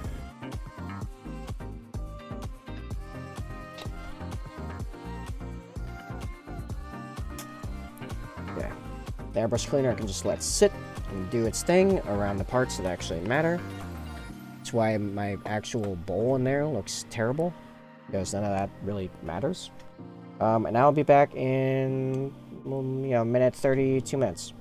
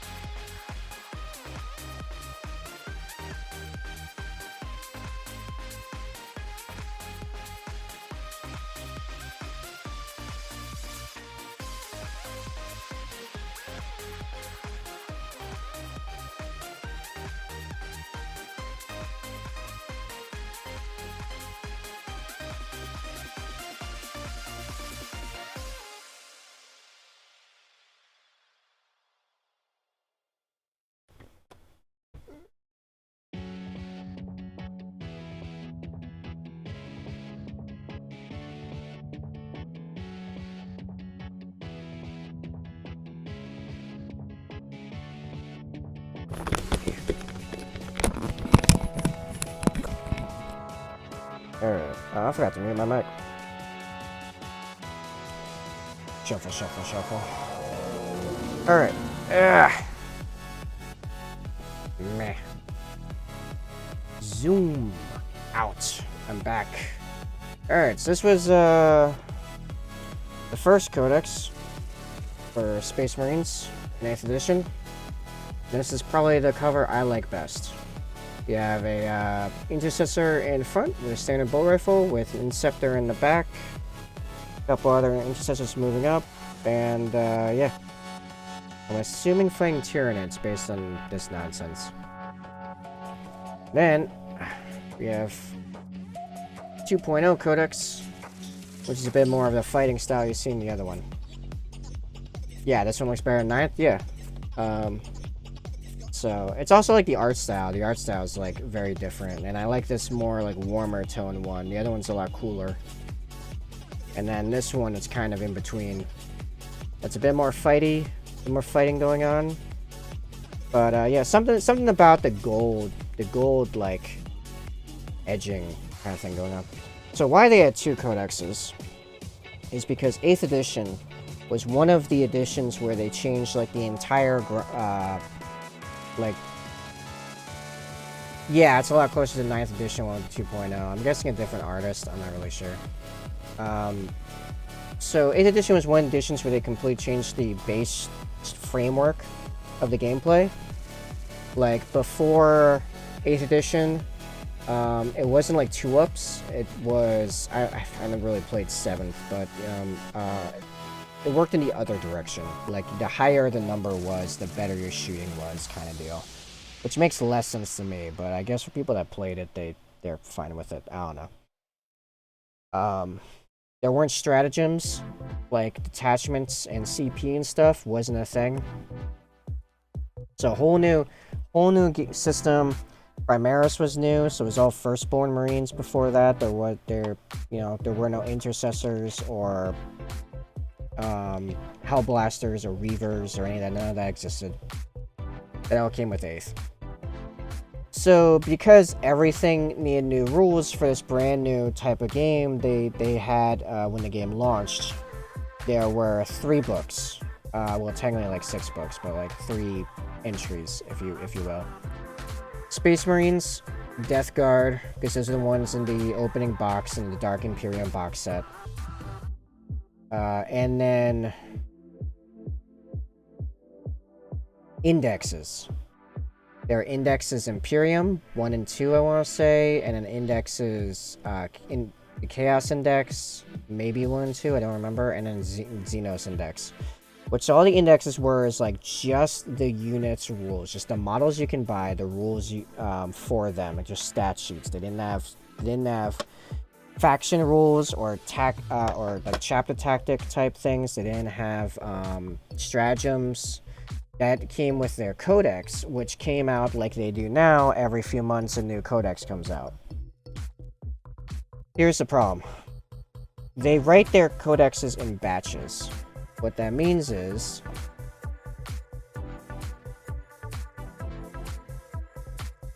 they'll take like 3 factions and write their codexes together and then test them and then put them out staggered while they write the next like 3 codexes stuff. They do this a little bit for balance reasons so they can see what other stuff is using in the game, but part of this they're also learning what their framework structure can do by watching other people play the game. So, when 8th edition first came out, they had a very rudimentary idea of what this entire game system could actually do, and then as they went on, they got more ideas and different ways of utilizing that rule set, which meant the later codexes were much better. Most of 8th edition Space Marine standard codex Space Marines were awful, bottom tier. And that's happening with 9th edition as well. Most of 9th edition Space Marines, because they were the first codex out, they didn't understand what 9th edition could really be. They've been awful. So about 3/4 of the way through 8th edition, they released Space Marines 2.0 to refresh them, make the poster child and by far most popular faction in the game fun to play against anyone else, as well as all the chapter supplements to make the individual founding chapters and their successors a lot more like subclasses rather than just different rule flavors. Because in the first codex, all you got for picking your chapter was your chapter tactics. You got 2 rule lines that went to your thing, and that was it. And, you know, occasionally there were a couple like special units you could use, like Ultramarines and Marines Calgar, Raven Guard at Shrike, yada yada. It was the old Shrike, it wasn't even the new Shrike. This is off topic, but doesn't the Repulsor look and seem like an M3 Bradley with the Executioner looking something like M3A3 Bradley? The A3 is a rocket pod and a lot of stuff. I'd have to look at them side by side to be sure. It's been a while since I've looked at the Bradley, to be honest. So we're gonna start painting this guy here. Yeah, probably gonna start with the black, because there's a lot of black going on here. And I'm not gonna use this brush. I need a bigger brush, be more efficient here. Yeah, it's white, it's white. Welcome back, Osu. You're back for a few. How is slaying the gray going with the airbrush?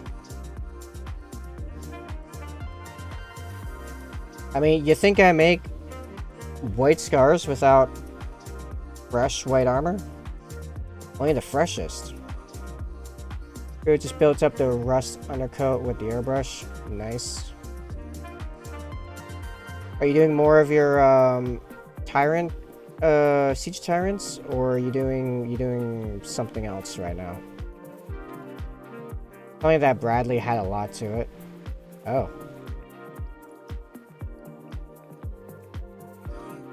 I'm working on the contenders now. Fair enough. Are you doing like your entire army in that scheme, that rust scheme? I mean, it's a pretty cool scheme. I would like to see what that looks like on vehicles.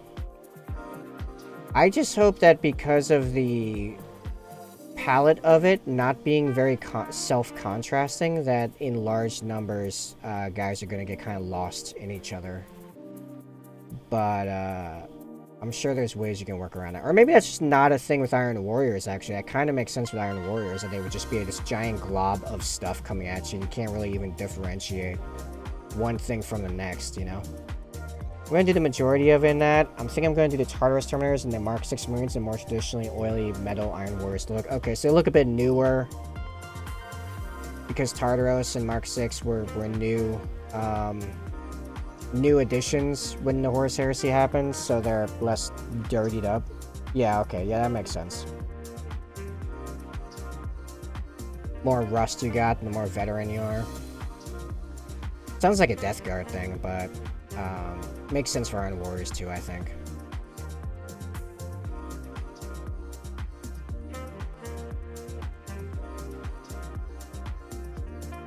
I'll put side by side Discord. Okay, cool.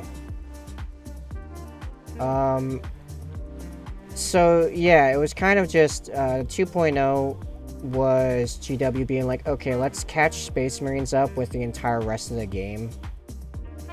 Chaos Space Marines got 2.0 as well, by the way. And yeah, for a little while, Codex Space Marines dominated because they made some of the supplements extremely strong. Iron Hands like dominated the tournament scene like immediately after releasing. Then they nerfed it, and then they realized that like everyone had been looking at the Iron Warriors Codex supplement, the Iron Hands. Sorry, the Iron Hands supplement dominated the tournament scene as soon as it came out. It was hilarious. It was so overpowered.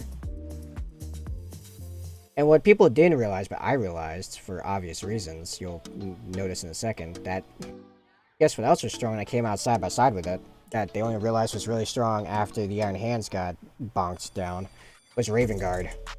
There was a solid like 6 months that Raven Guard were the strongest sub-faction of the strongest faction in the game, and things were nice for me for a little while. I could play next to anything I wanted, and it worked. It always intrigues me when something has been super strong the entire time is eclipsed by something better. Yeah, well, it's like, you know, in a tournament scene, obviously you're only really going to be paying attention to what is, you know, dominating things at any given time, which right now is actually I have some win rates I screen cap from an Adeptus, no, Auspex Tactics video recently. We do. These are like pretty recent numbers here.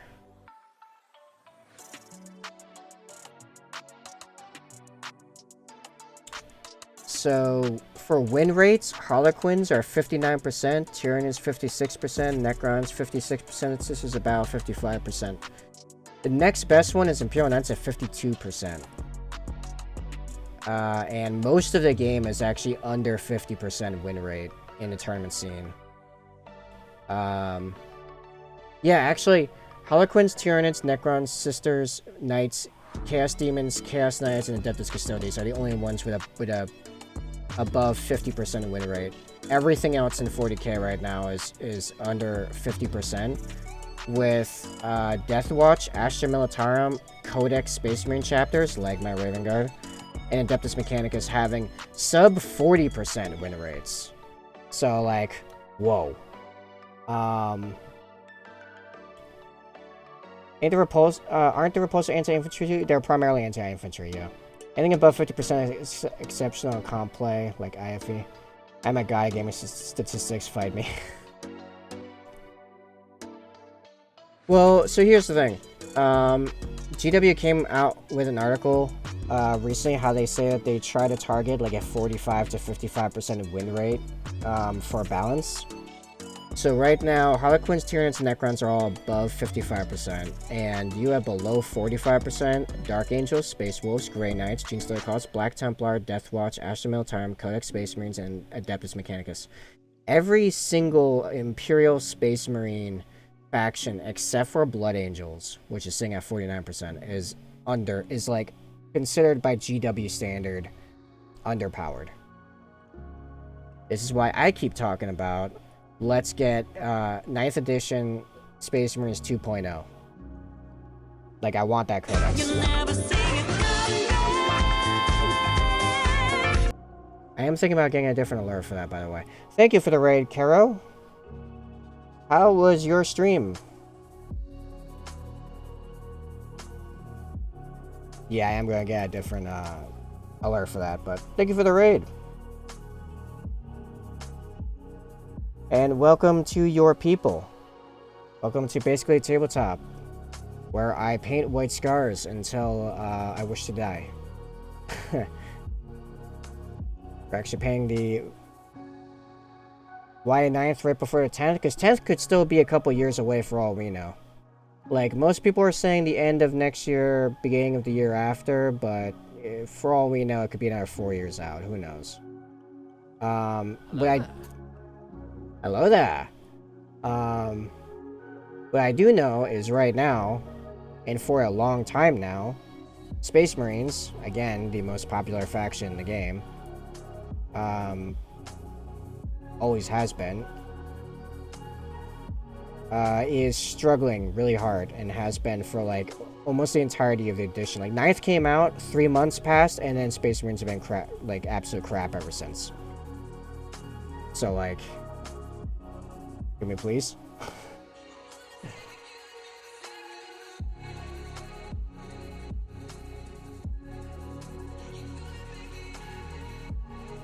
Let's see, I have a bunch I have to Null Oil. What else? I should do the brown next, and then the steel and the house stuff. Paying up a Kratos? Nice. Attempt a God of War colors theme. That sounds cool. We'll take pictures soon. Trademark. Awesome. I love the look of the Kratos tank. I want one. I want one, and I want to cover it in Volkite guns just to annoy my my local players like pretty badly.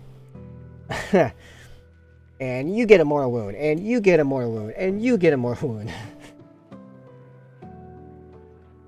Yeah, I'm gonna move to the Mornfang Brown, which first I'm gonna flip around my palette here, which is getting a little full.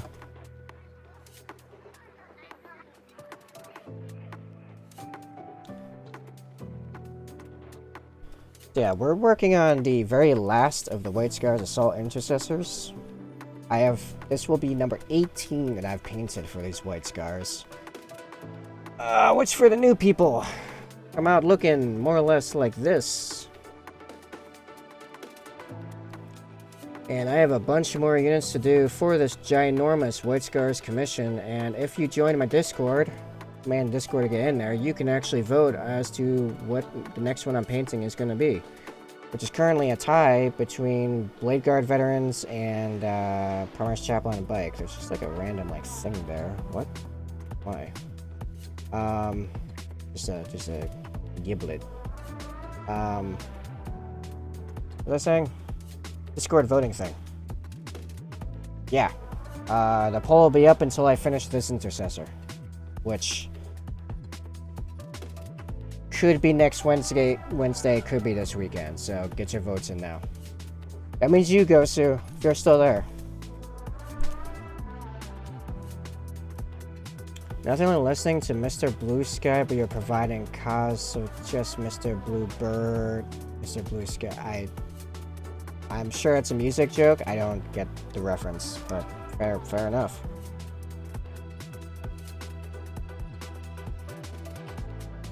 So I'm grabbing Mornfang Brown to do the pouches here.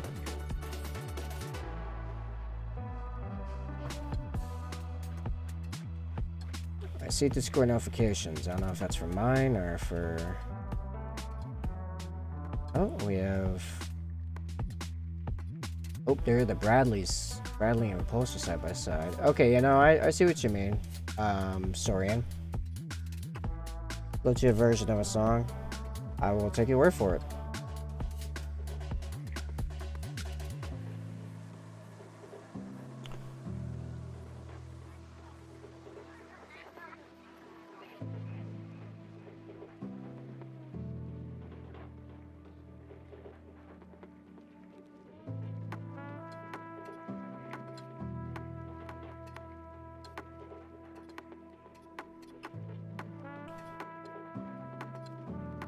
So, let's see. Let me...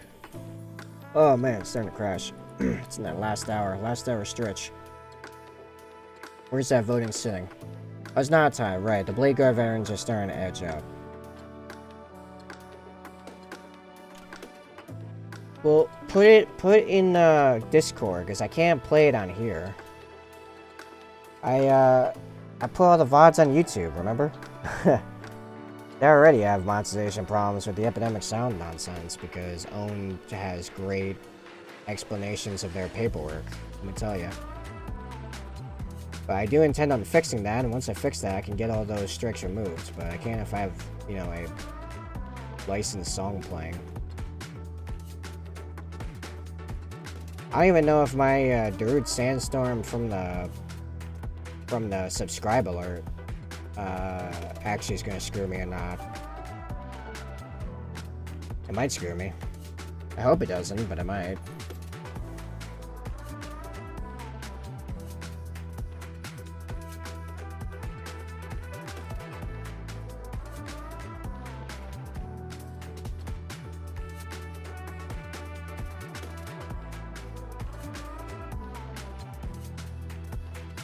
You can get with almost anything on Twitch, but YouTube will need to cross for anything DMCA. Yeah, basically. It's like more and more I've been wondering if my caution with Twitch, like, it's like no one's gonna want to watch these VODs in full on YouTube. I mostly throw them on YouTube so I can download them for tutorials, but like I could just make them private. So I'm wondering if I shouldn't just start playing real music on here, because man, I got a lot of like cool music I'd love to play on here. It would keep me way more awake. There's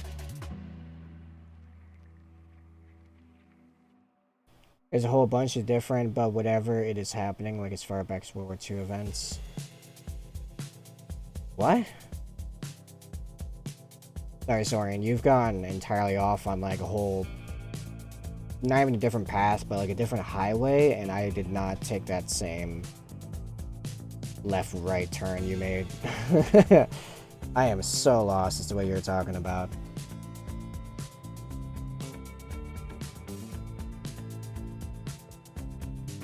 Hey, Gosu, did you vote on the next unit I'm painting? I could look, but I'm too busy painting this pouch because it desperately needs its leather finish.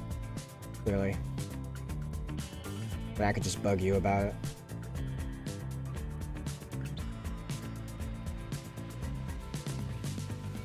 Yes, it's on the Discord. I've only mentioned it like 7 times per stream.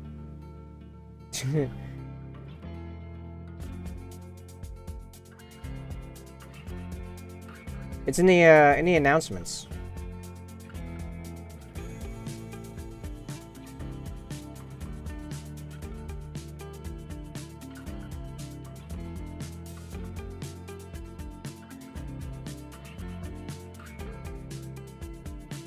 Dude, I'm just excited to paint anything but assault intercessors. Like, I think I like going for the bike. Fair enough. It's back to Tide. I'm gonna have to pull some kind of dice nonsense if that ends up being Tide when I finish this guy. But I'm pretty sure at this point, like, I could probably paint an assault intercessor like decently with my eyes closed. I'm a big fan of chaplains. I mean, it's hard not to be. They're chaplains. Even as a Raven Guard, I like my chaplains. Gameplay-wise, chaplains are really good, actually, for Raven Guard. Lightning Claw, VV Bomb, Vanguard Vet Bomb, Bomb of Vanguard Veterans.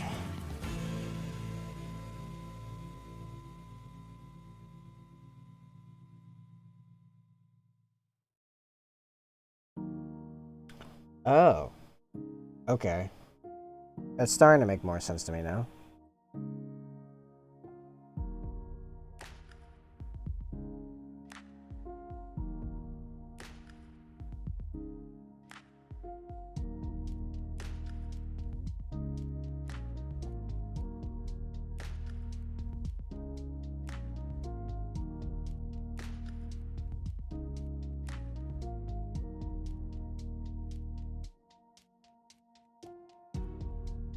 Am I the only one that gets Mass Effect vibes from this track?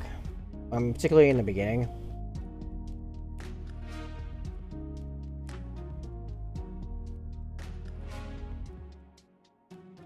Man, I gotta say, morphing brown over white takes so many coats to get opaque, but it's worth it in the end.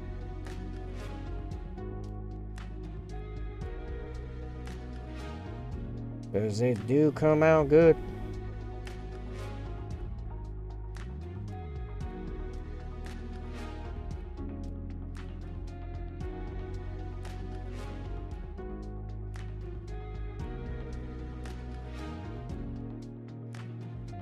Totally agree with the morphing. I love the color, but the opacity is trash for a brown. Yeah. Yeah, you'd think a base coat like this would have better opacity.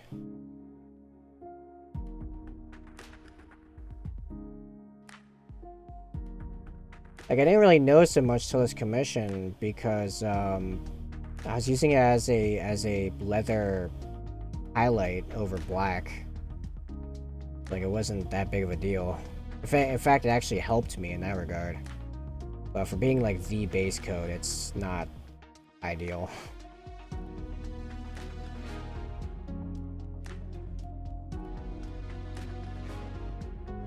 Alright, back to Tuesday. Welcome back, C. Sorry, welcome back, Sai.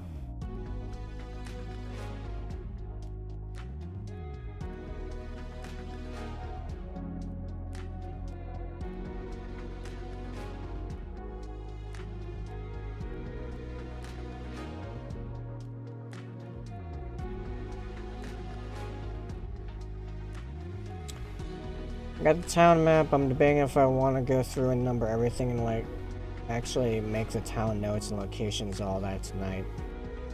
Depends on your energy level. If I were you in my current energy level, I'd be like, nah, man. If I don't got anything to do, I'm not doing it tonight. I am exhausted. I don't even know what I want to do tonight after I'm done streaming. I know I want to get dinner, and watch that second first time playing Dark Souls 3 thing that Let's Play put out the other day.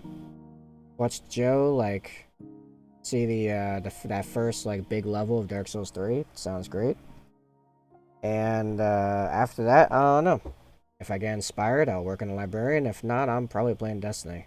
Or maybe Enlisted, because we talked about that a lot on the other stream.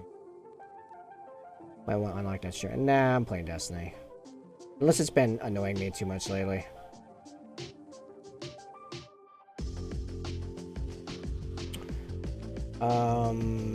True, haha, just ate some pasta, so an energy wave should hit me any moment now. Take a hit of some...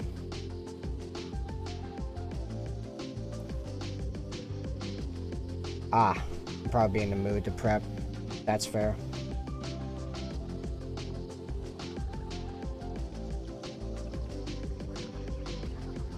I have some pumpkin whiskey shots that were recommended to me. Like just some nips. I just haven't felt like actually having them. Like even though like yesterday there was like cause to celebrate because of a big business thing, I was so tired I did not care. Also, I don't feel like it's enough to even like get me buzzed. 2 nips, maybe a little buzz. I don't know. I feel like I should just save them for some kind of party.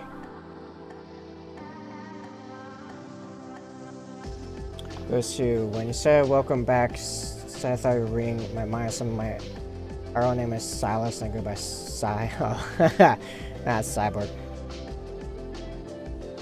Yeah, no, that's what I mean. Goes to like I have a high tolerance, so like yeah, the 2 nips probably aren't even gonna phase me. I'm gonna be like, ooh, this tastes nice, and then like just carry on with my night. So I'm probably just gonna save them for some kind of party where I can put them with stuff. Oh, they got started. Cool.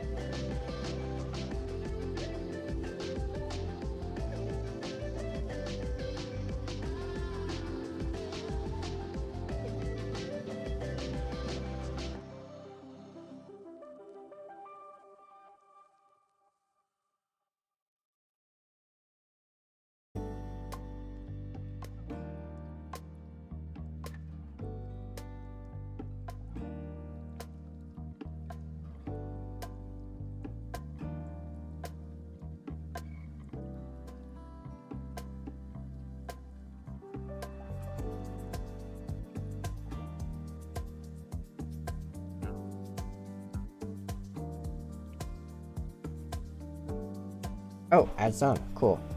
Yeah, most likely anytime soon use of it is if I hang out with my ex again before she moves. Probably take those with me, and then I can imagine us getting some drinks and joints and getting crossfaded playing Fortnite, which is hilarious because Fortnite's by far her favorite modern game, so we used to play it religiously for like years. So now we can like not even really try and regularly take dubs. So at this point, the next step is to how messed up can we get and do like reasonable, or just laugh at how absurd we're being. Like, hey, there's a building. How far can we get this speedboat up that building? Just cause. Oh, whoops! I blew up half of it because rockets. Right, this thing has rockets. I forgot. Drop the work in progress. IG. Imperial Guard. I thought you were paying at Kratos. It's a Space Marine tank.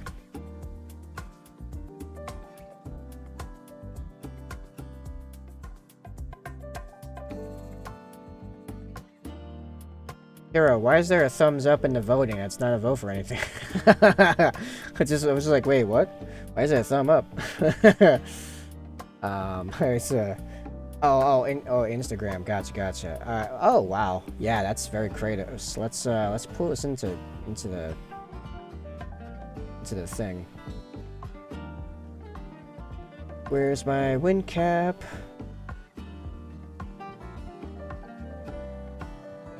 Yeah, I'm so tired. I feel like I basically may as well be a crossfade.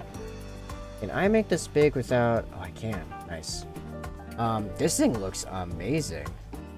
This thing looks really good in Kratos colors. Did that come up? Oh, I didn't hit the visibility button. Whoops. Let's try again. There we go. Haha. That's 100% freehand. Nice. Doing it like a real man. Let's see how it is. Are the spikes like normally jagged like that?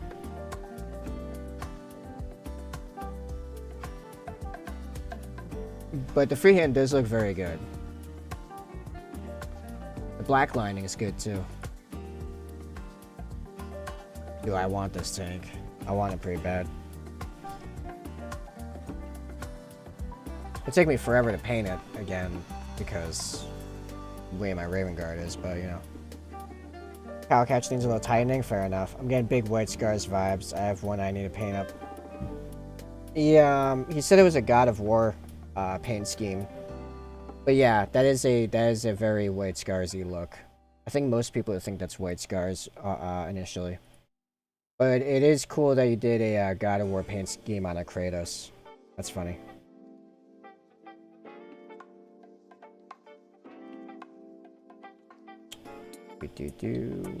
Yeah.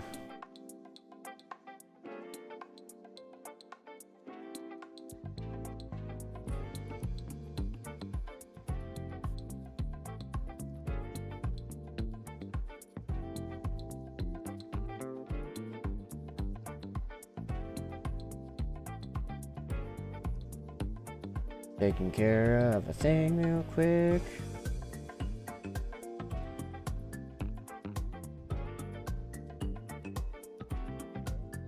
All that painting took approximately 3 hours. I don't believe that. 3 hours. So what? You just primed it white, slapped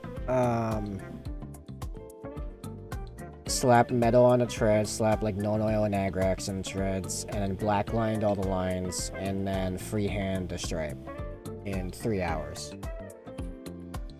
Wow. You primed it black, so you brushed white over all that. That definitely wasn't 3 hours. It took me 3 hours to do like a tread panel with white. What is this magic white you're using? Jeez. You know, this smoothness of white I only get because of an airbrush. I tried it white in the beginning. I tried it by brush in the beginning. It was awful. I don't recommend it.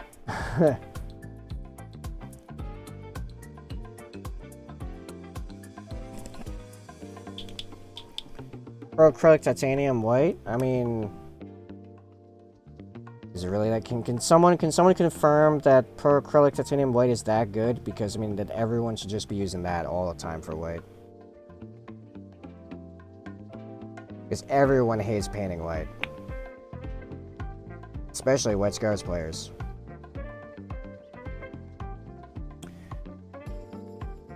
I mean, the best, yes. That's fine. You can be the best, but can you be good enough to do that in 3 hours?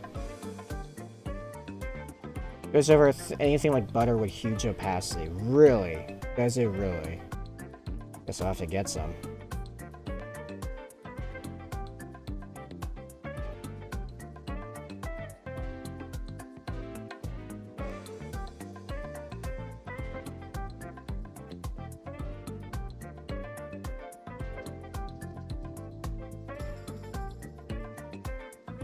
Not trolling. It makes GW white paints look like complete and utter trash. But they are complete and utter trash. But like my understanding was that like all whites weren't that great. It was just the nature of like titanium as a pigment, you know, because it's what it actually uses as a pigment. Like titanium. I can't express how good that paint is enough. Okay. Alright, I do keep saying, everyone keeps saying, like, pro acrylic is the new gold standard for paints. Alright. 110% buy. Alright.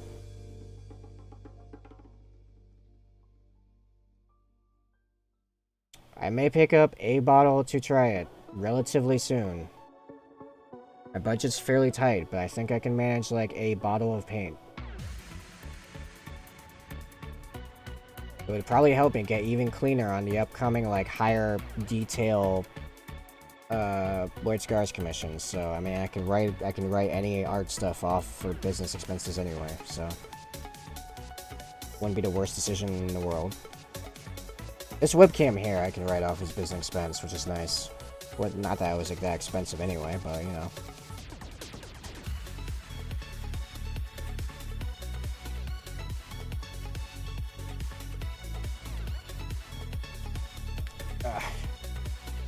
I get pangs in my back. Ugh.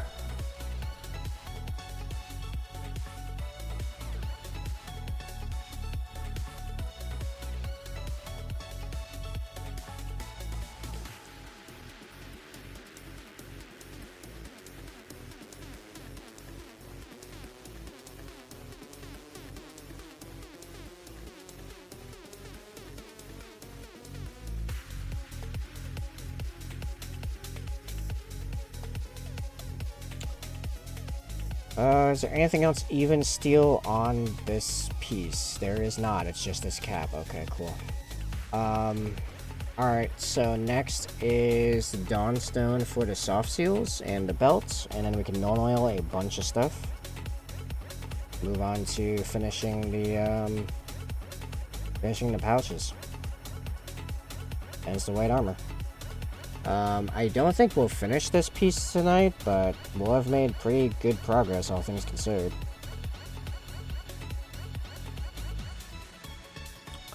So, I'm gonna switch to my size 0 workhorse. Grab some Dawnstone.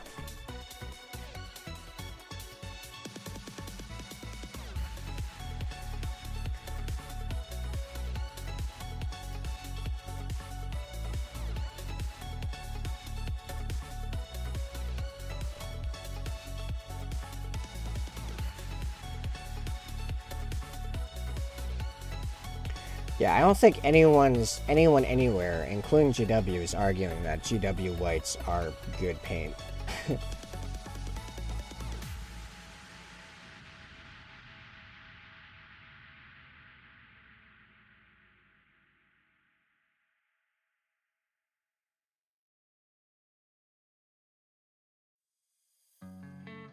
Also, I don't know what this whole thing, like, with Ninjon, talking about, like, oh, you really gotta, like, do all the stuff to pull moisture out of your brush when you're doing, like, highlights and stuff. I never have a problem with my paints. I mean, maybe very rarely do I have a problem with my paints being too watery for a good highlight. Jeez.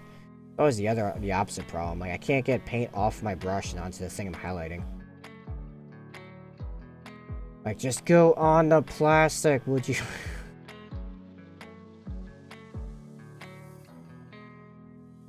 I was pretty messy with this black. I just missed a whole bunch of spots. Fortunately, it seems to be all spots. I can put something else over it.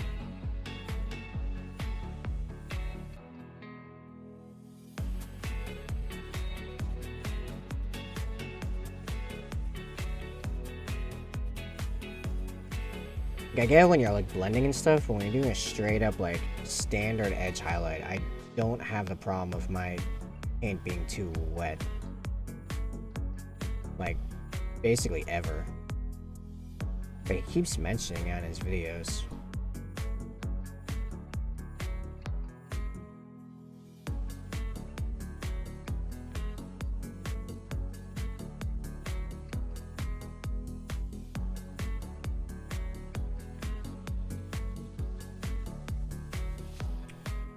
Missed some more areas of black, because apparently I wasn't even looking at the model when I panned to black. I don't know.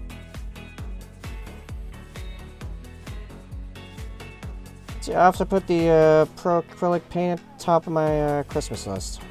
Not that I don't think anyone will be here anyway to get me Christmas gifts, but that's fine. Half their plans work.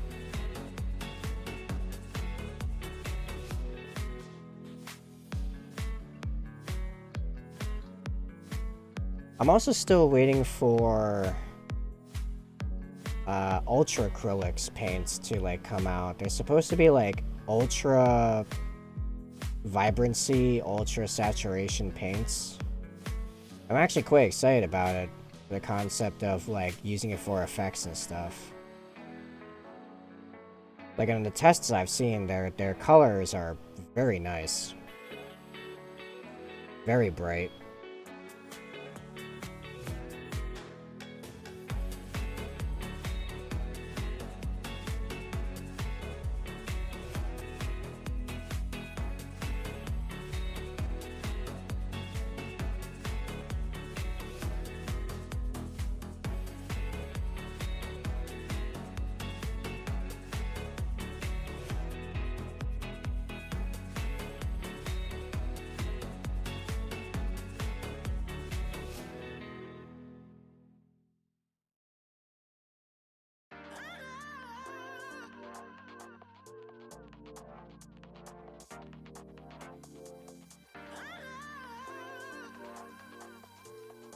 Hey Karo, did you get that painting that Kratos entirely on stream? Like, could we get a time lapse of that?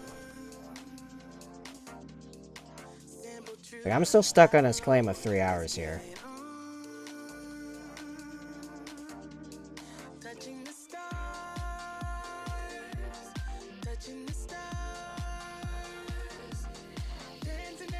Cause I mean, come on, you said you were painting it on stream and you said 3 hours. That's a whole stream right there.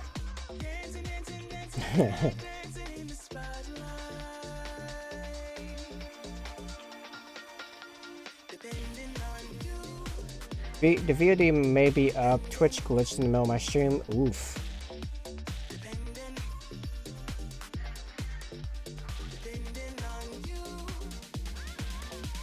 Yeah, I hate it when it does that. I had that happen a couple weeks ago. I was really annoyed. Just like right in the dead center of it. I'm like, great.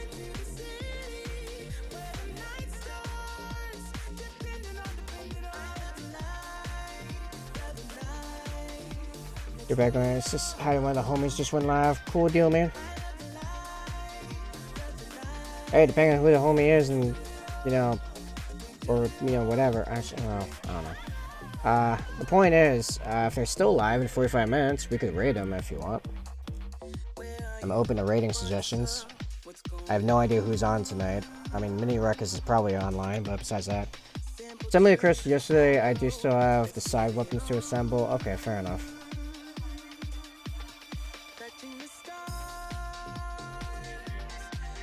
I mean, I was just saying like 3 hours to paint. You know, assembly I don't usually add into that when referring to paint jobs, you know.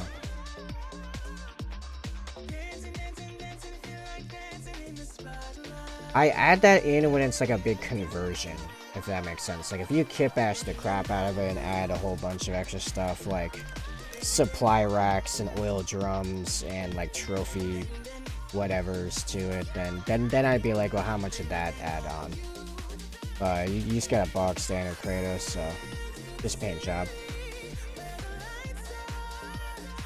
Alright, no oil. I'm still barely maintaining focus. I think we'll be okay. It's another 40 minutes. I just have to not keel over and die in the next 40 minutes and we're fine.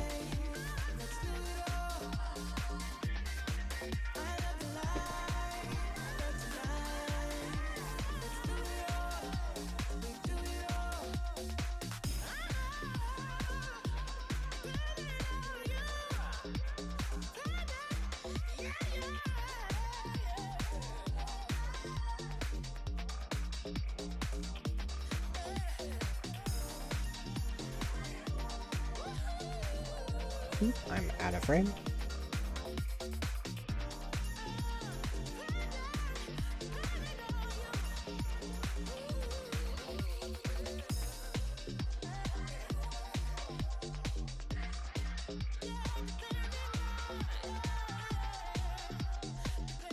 Are you, Kara, are you gonna assemble and paint all the weapon sets, or do you have a preferred loadout you're just gonna do for the time being? I see you have, like, the big Volkite gun on it right now. Both parts are up? Okay, cool.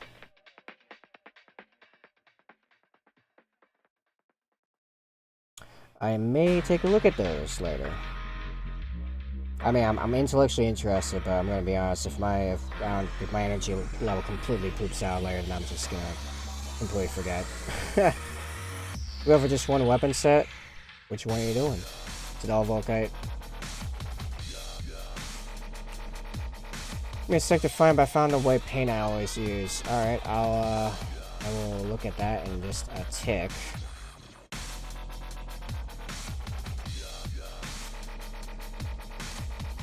I just want to get all this node oil on, so while I'm, like, looking at other stuff, this can be, like, drying.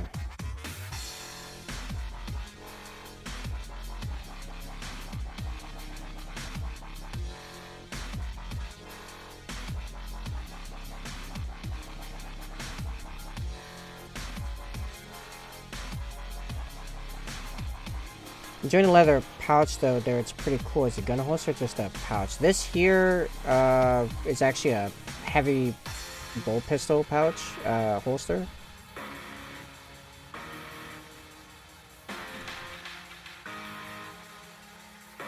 Hold on, let me show you the gun in a second here. That's all the null oil. Nice. So here's the pistol. That would, in theory, go in here. I don't think... I actually have never actually put them side by side to see if they even, like, size up correctly, but... No, it's actually a low on the small side. Go figure. In theory, this goes in there, but... I don't know. For a finished one... I'll grab, actually, where's the one I just finished? Earlier today. I mean, GW has never been particularly great about their gun design, honestly, as far as realism. That's a finished pouch. That's like okay, actually. I bet I have better ones. That's a little muted. This one nice.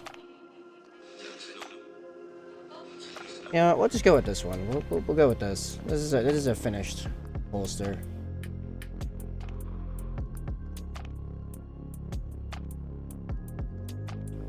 Kind of going for like a rawhide kind of look. There are definitely better pouches within this army, but none of them are easy to reach right now. So we're already at the edge of my reach, and all the other guys are stacked up behind them.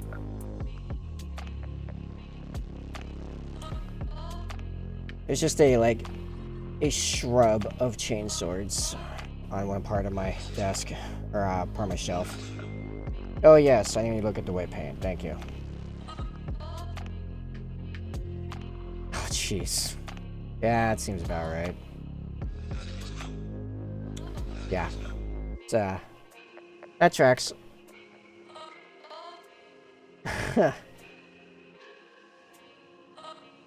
I mean, the Kratos is Strayest or Legion Mastodon. It's relatively small for GW tank. No, it's right. You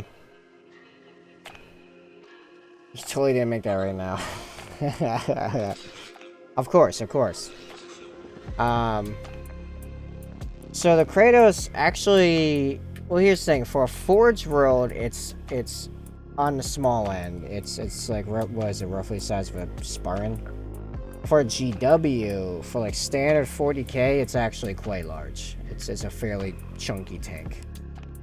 It's like on par to Land Raider, right? Which, yeah, between a Land Raider and a Spartan, that's pretty big.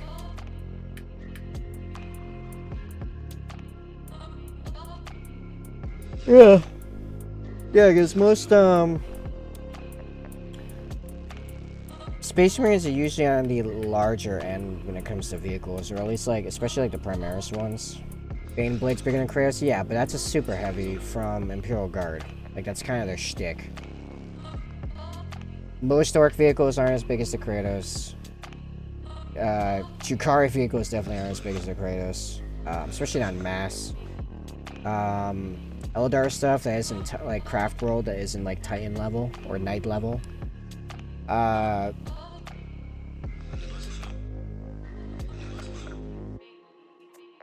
Yeah, it's a fairly 40k. It's a fairly chunky tank. It's larger than the majority of other vehicles. I'd say this is mostly dry now, and the soft seals came out looking pretty smooth, I think. Pretty smooth. Alright, so let's finish up the pouches. I'm going to start with the cap there, which is some Iron Breaker. And grab my tiny brush. Had some Iron Breaker on here just earlier today. Is it still usable somewhere? Oh, here we go. Here's a little bit. I don't need a lot. Doesn't need to be particularly good quality either. Do a Spartan and paint tomorrow, so designing his paint scheme. Torn between 300 Halo. Dude, make the whole thing look like the Halo, like the old school Halo, like the original trilogy Halo, where it's like the medium blue with like the dark blue like circuitry lines, and paint all those freehand little circles all over it, and then sharp angular lines. Blood infected Spartan. Well, then he has to pull out green stuff.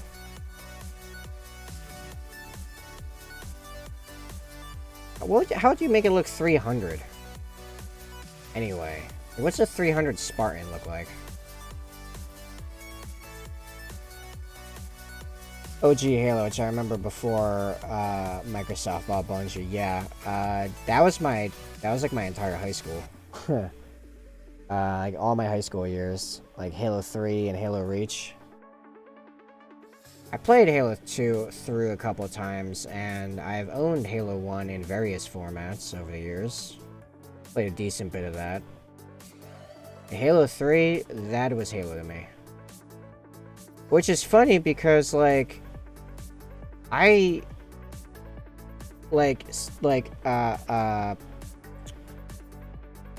knee-jerk reaction to seeing elites is as allies, actually. Because I played more Halo 3 by a long shot than any other Halos, and elites were firmly our allies. Lots of brass/bronze, that's fair. So, like Minotaurs, basically, because we already have a chapter that does exactly that.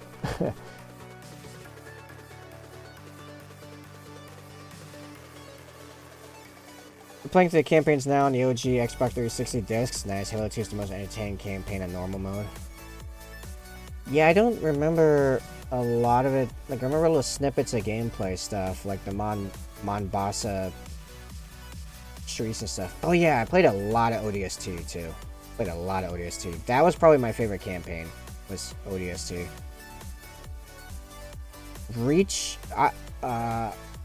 Reach, I liked the armor system the best, and their progression system in general was very, very, very good, top notch. I'm torn between the skill-based Halo 3 and the all-encompassing, universally good one of Halo Reach. I'm playing split-screen multiplayer versus my cousins of OG Halo. Yeah, I had a bunch of friends that we all played Halo 3 together, and less so, but still the same in Reach. We'd knock out whole nights of, like, especially like the old Rumble playlist and social, so we'd all be playing against each other in free-for-all.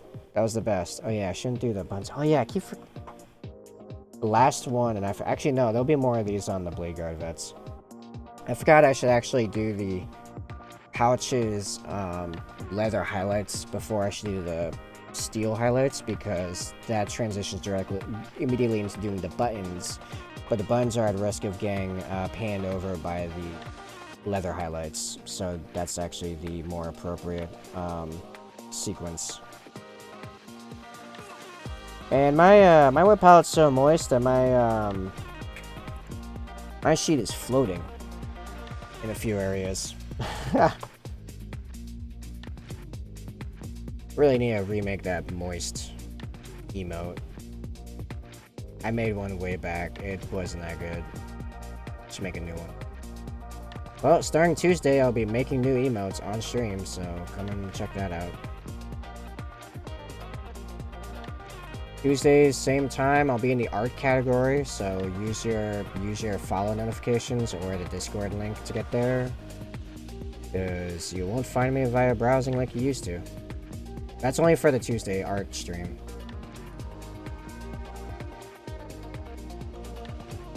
Oh man, remember anyone else has played Halo 3? Remember multi-team? There was like 4 teams of 2 or 5 teams of 2? That was amazing. That was so good, especially when you had even numbers of friends. Because you could go in and be on enemy teams because that was in the social playlists. Tuesdays are my day off. Yeah, why don't games have multi-team or social? Why? Okay, I feel like Halo 3 we peaked in multiplayer, like user-friendly community building features. You had the ranked playlists for people that wanted to go competitive and go up in skill ranks. You had the social playlists to do whatever you want, play with your friends against your friends without weirdly trying to match up matchmaking. You just go in as a lobby. You had a button to just join the lobbies of the people you were playing with. You just hit one button. You had proximity chat. You had screenshot and game type and video sharing built into the game, like multi-team and rumble and all this stuff. Where'd this all go? We invented it, then it disappeared from gaming. No one has this anymore. I'll wait till the ad ends to keep going on my rant. In case anyone else in there can still hear me. Gosu, you might be in there.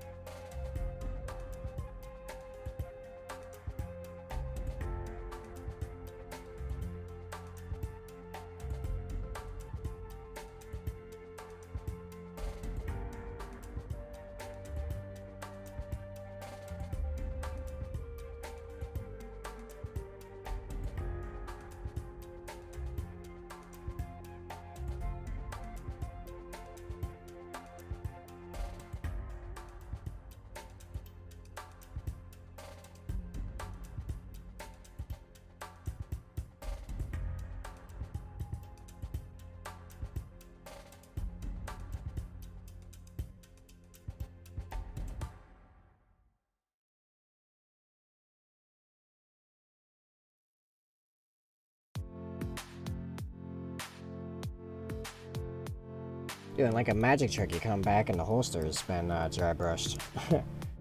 Yeah, full custom game lobbies, all on mic. Amazing. It was the best. And for some reason, even though other games had custom lobbies and even later Halos had Forge, somehow those were still the best. I'm not sure entirely why, but Halo 3 it peaked on all of it. Even in the days of LAN parties, being able to shout taunts across the room back in days of 14.4 modems. I mean, I went to a few of those too, but like the online really made it like easier to actually pull off. Like I know a bunch of people that used to do LAN parties, but man, I only went to like 3 of them because they were so hard to actually like logistically organize.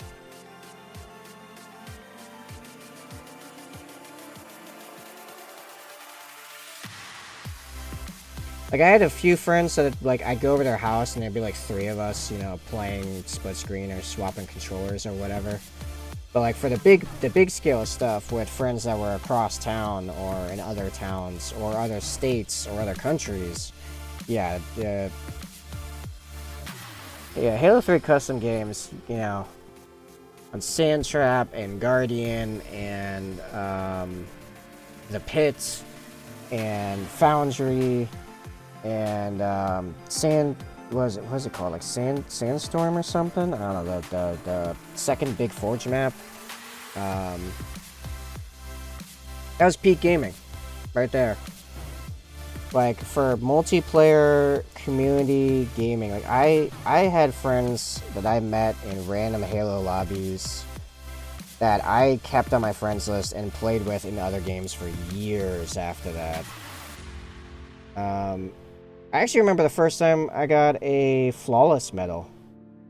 It was team doubles, and I got paired with this random French dude that didn't even have a mic, and the two of us just went hog on this other team. Like, it was sad. It was vicious. Yeah.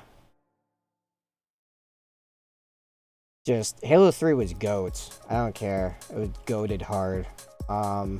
It's up there. It's up there with the hard classics. Up there with Call of Duty 4 and here's like some of my GOATs. Like legitimate GOATs. Halo 3, Call of Duty 4, Mass Effect 3, Dark Souls 1, and Dark Souls 3, and now Elden Ring, because Elden Ring, good lord. I'll throw Halo Reach up there. Halo Reach was very good. Halo Reach was very good. There's a lot of things I've definitely appreciated about Destiny. Not Destiny. Appreciate about Halo 3. Sorry, I've been playing a lot of Destiny lately. The trio is 360 Minecraft, Halo, Modern Warfare 2, and BO2. I don't know what BO is. And all those random indie games you could screw around with. Yeah. Well, I'm thinking like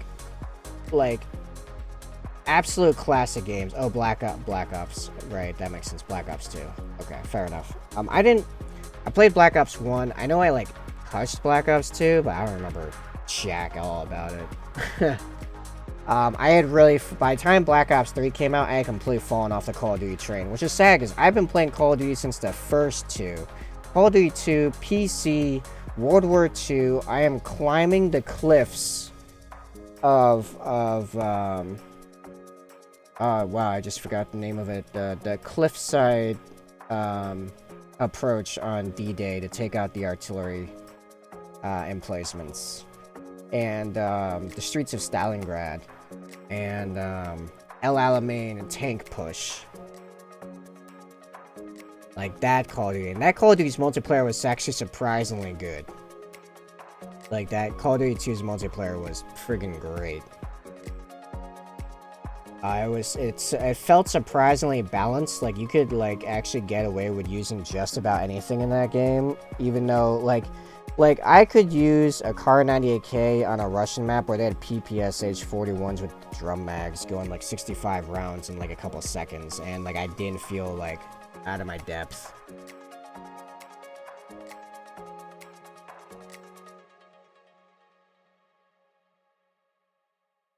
Headquarters in Call of Duty 2 was madness. It was chaos. So many grenades, smoke and frag going in on those HQs. HQ was basically like a floating King of the Hill. It was like a rotating King of the Hill type mode.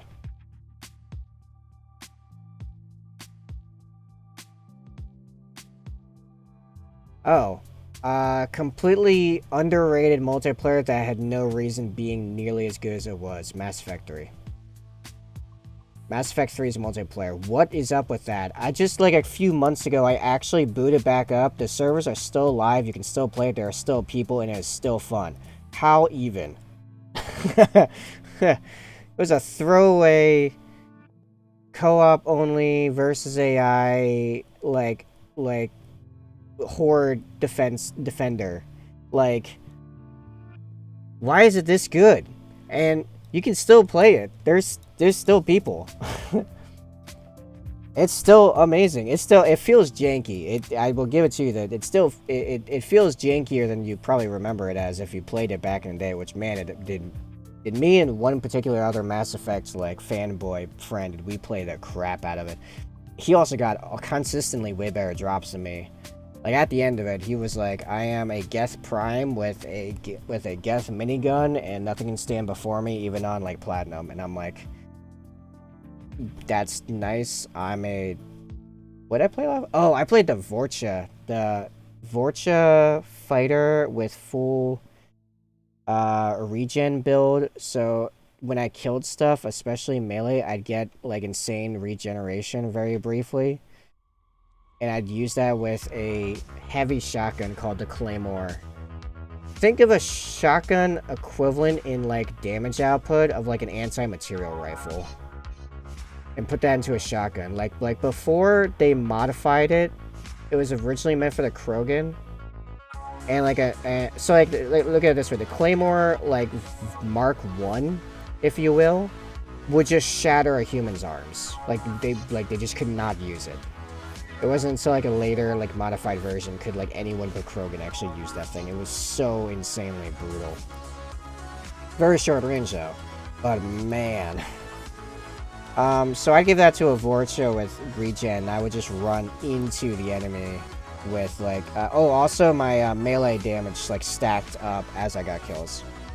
So yeah, it was just like I was an absolute berserker with my buddy with a Geth Prime with like shields and a minigun and all this stuff just covering me, like just unleashing hell above my head. It was great. Those are good times. Alright, we're ready to start on the weight, which we still got like 20 minutes. I can feel my neck starting to give out from the talking, but it's all good. Those muscles will develop over time.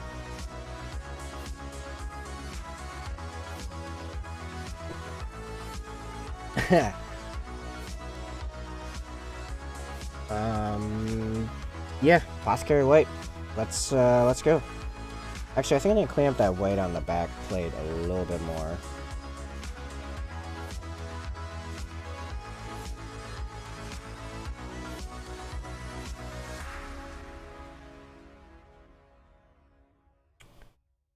What are other good games of days past? Gears of War. I had friends that were way bigger fans of it than me, but I can appreciate the story of that, and the gameplay was fairly good. Wasn't my favorite game ever, but I can understand it was a good game. I'm just not big on I know I was just talking about Mass Effect, but Mass Effect was more an RPG than a shooter to me. I'm not a big fan of like third-person shooters, generally speaking. Which is funny, because I am all about Dark Souls, but Dark Souls is not a shooter and does not play like a third-person shooter at all, so that's, you know, fine. That makes some sense.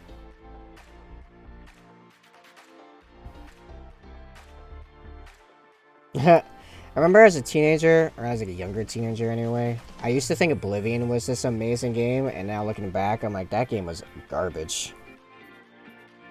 They did some impressive stuff, and I have a lot of nostalgia attached to it. I've tried going back and playing a couple times, been like, this game is evil and awful. Rockin' Horizon Zero Dawn, complete single player only for the win. I've not played any of those, so I will take that as being an impressive statement, based on context.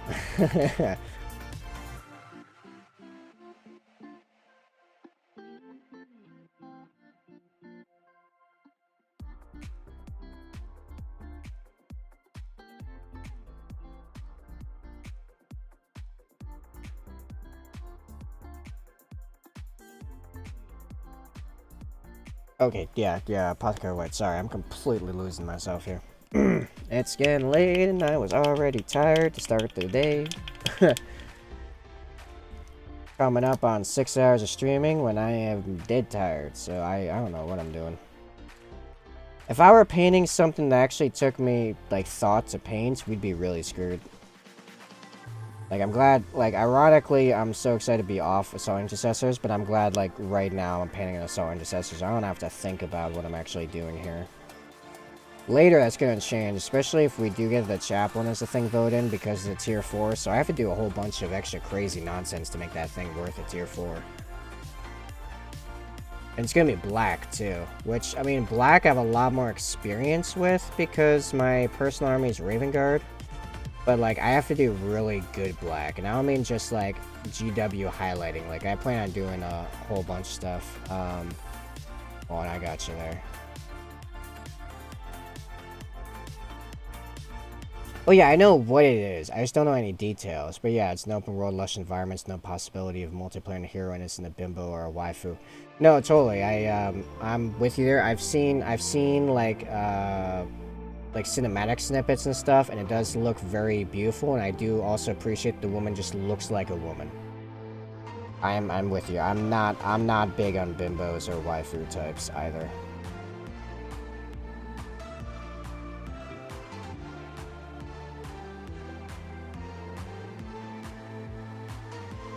And she also she looks like a woman that like obviously is a strong woman, but not like a strong woman, because that can definitely go in a whole different direction as well. And like it doesn't make sense to me either. It's like you don't need every dude to look like He-Man either. And I think most games are now getting to the point where they're kind of hanging there, like realistic body types.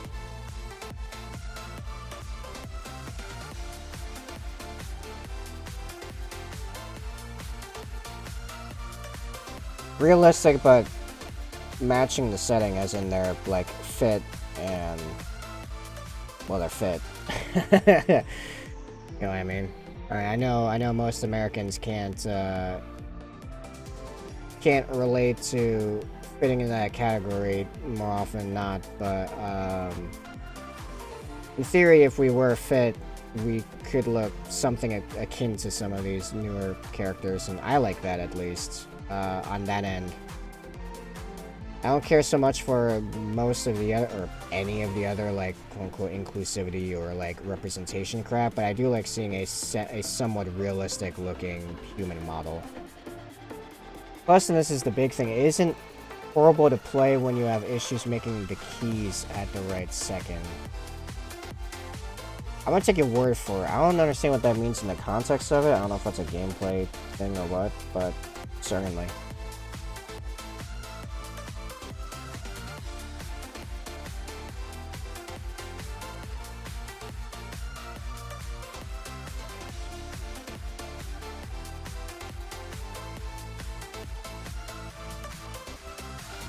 That's not to say that, like, over-exaggerated human forms are bad. It just depends on the art direction, and my problem is when the art direction is not, like, over-the-top cartoony, and they're trying, like Warhammer. Warhammer's over-the-top and cartoony, like, just straight up. So, yeah, that's fine.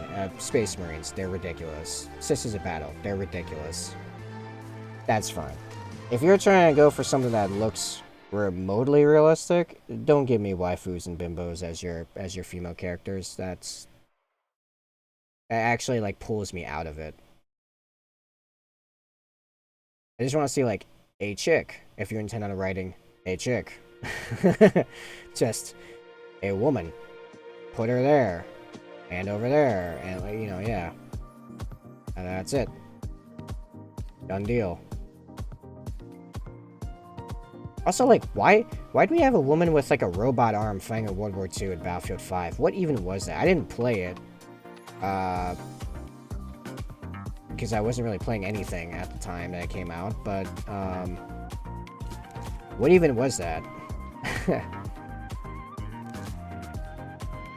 Like, there are next to no World War II female soldiers at all anyway.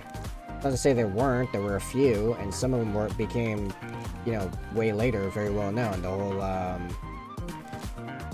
Lady of the Dark song by Sabaton is about, and a great example of one. She's basically the real-life Mulan of the, Russian, or was it Russian or Polish? I think it was actually Polish.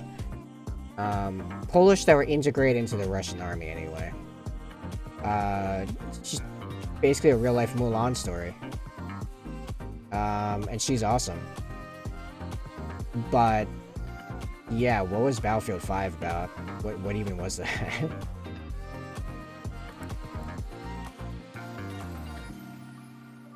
There definitely were no, like, combat-capable prosthetics. Not by a long shot. We don't even have that now.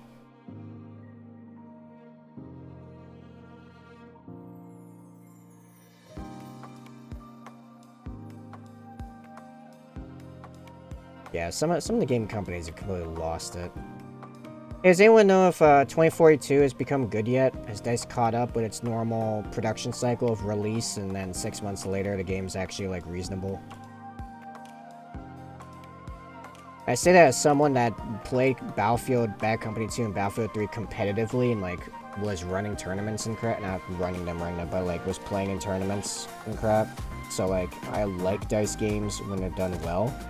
Does anyone know if 2042 is there yet? Because in theory I'd like to play the game. I like the concept of it. I have a computer that could probably handle it. Yeah. Not gonna waste time or money if it's still the god-awful mess that was the beta, which had me... I couldn't even play for an hour. I was especially insult to injury when it said cross-play everywhere, but not between console generations, so I had a bunch of friends with Xbox S's or whatever, and I was on a 1 and we couldn't play together, and I'm like, why am I even playing this?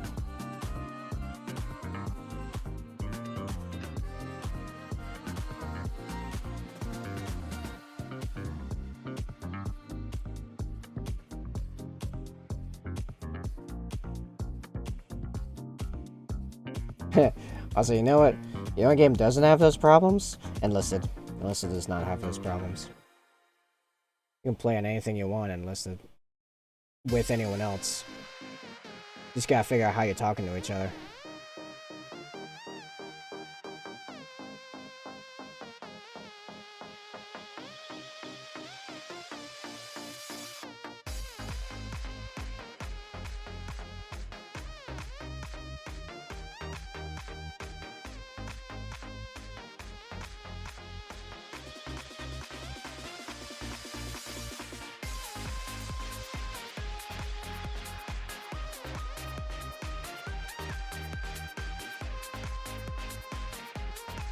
Chat has gone very quiet on me.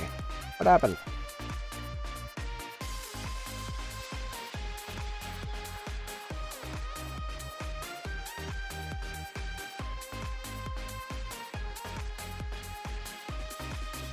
Did I get too spicy for people?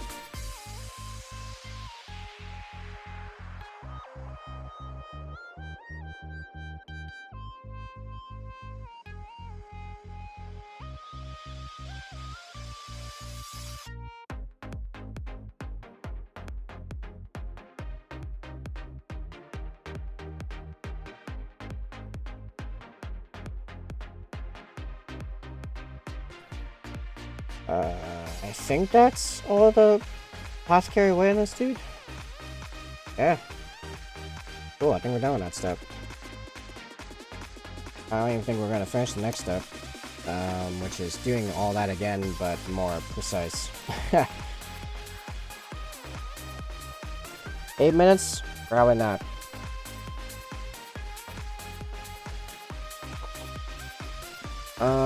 Well, I'm kind of thinking, because we're not gonna finish the next step, and I think we made pretty good progress tonight, and I am exhausted. I'm so looking forward to food. How about we look at who to raid tonight? It's a Friday night. We got a decent number of people here for my streams, anyway. Does anyone have any suggestions on raiding? Anyone have anyone they like in particular to raid at the moment? Gosu, are you here? Are you listening? Who's your buddy that came on earlier? Who are they so we can help them out?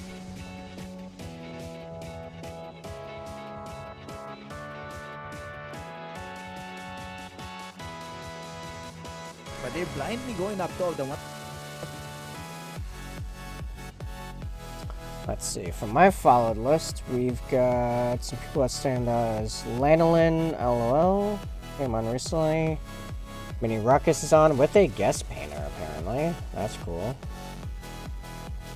First May ever for a lovely friendo, they say.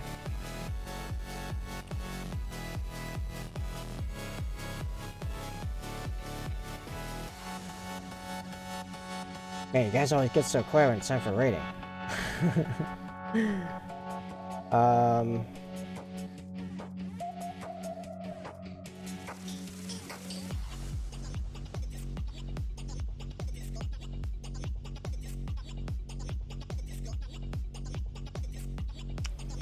Wow, it's funny being this close to the top in the Warhammer category right now. Anyway. Let's see. Landolin's cool. He's a cool guy. He's no cave painter, but he's a cool guy.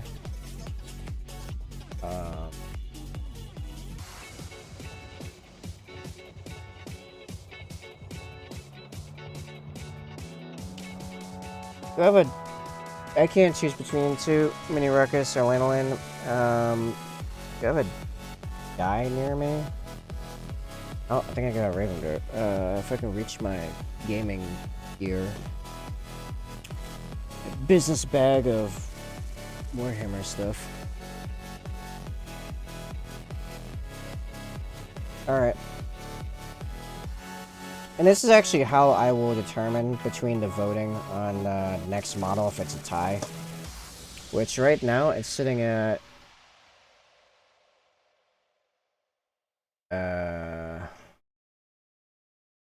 hold on, I'm trying to get there. It is sitting at, yep, it's tied again, 5-5 for Blade Guard and Chaplain with one vote on Ancient. So if it ends up being a tie when I finish this Intercessor and it's time, I'm gonna do it as a dice roll off, and I'm probably gonna use my Raven Guard die because I wanna. I like my Raven Guard dice.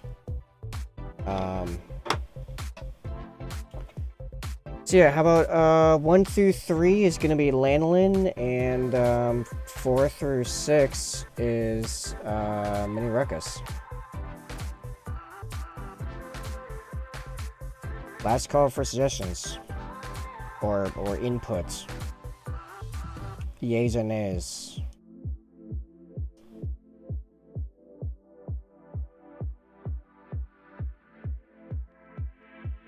Alright, sure. Well, I'm rolling. It's a 1. Lanolin it is.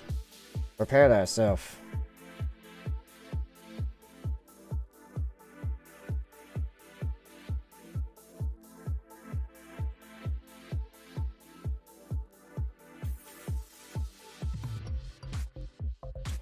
Alright, so I've got it pre-set up. Let's prep it.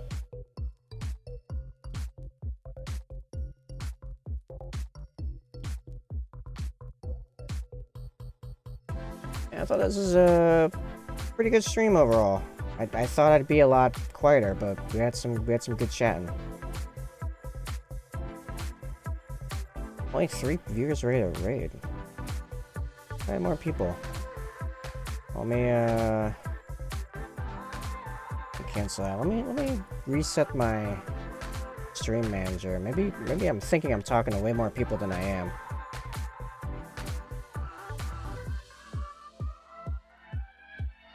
No, that's all right. Let's maybe try it again.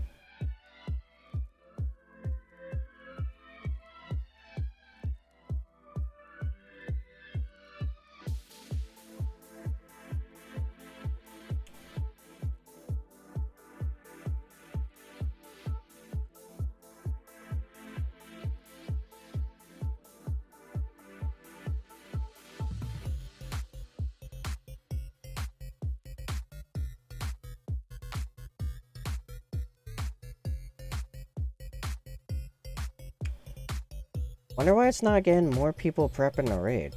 Is it Twitch being weird, or what's going on here? I'm trying to get at least most of us in here because I mean, he could use the help, and a pretty nice guy actually. Man, we good.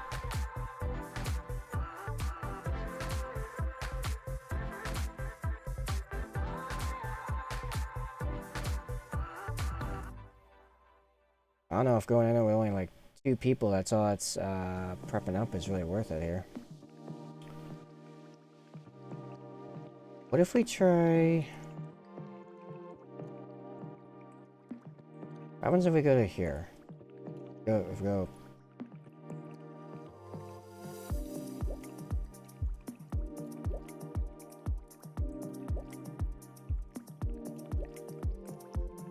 It's only 2 people. Alright, well I guess we'll go and drop Lanolin the 2 lurkers and call it a day. Yeah, I know. Twitch must be being weird.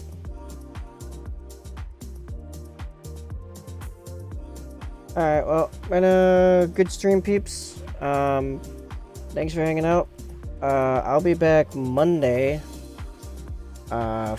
Working on this White Scar Intercessor more. Tuesday will be the new art stream, and yeah, we're just gonna keep plowing away at slaying the gray. Have a great weekend, everyone.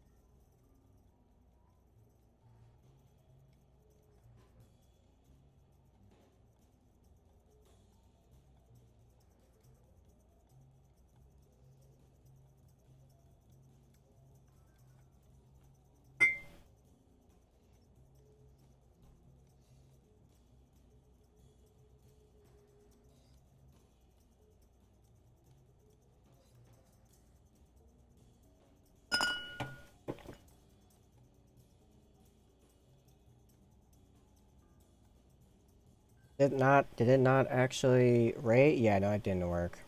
Something didn't work. Yeah, no, the raid thing's completely, like the raid thing's completely busted. Yeah, no, you guys are still there. It's just, what is even happening right now? Let me try re-saying this again, doing it again.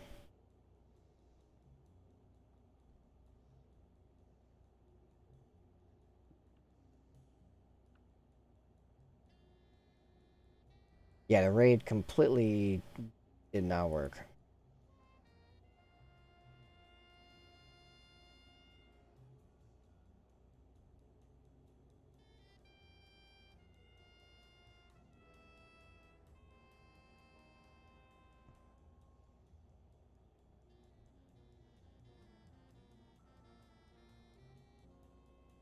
Yeah, it's still being weird. Alright, I'm just gonna end the stream and go check out Lanolin. Lanolin LOL. That's all I got for you. Sorry guys, Twitch is being dumb. Catch you Monday.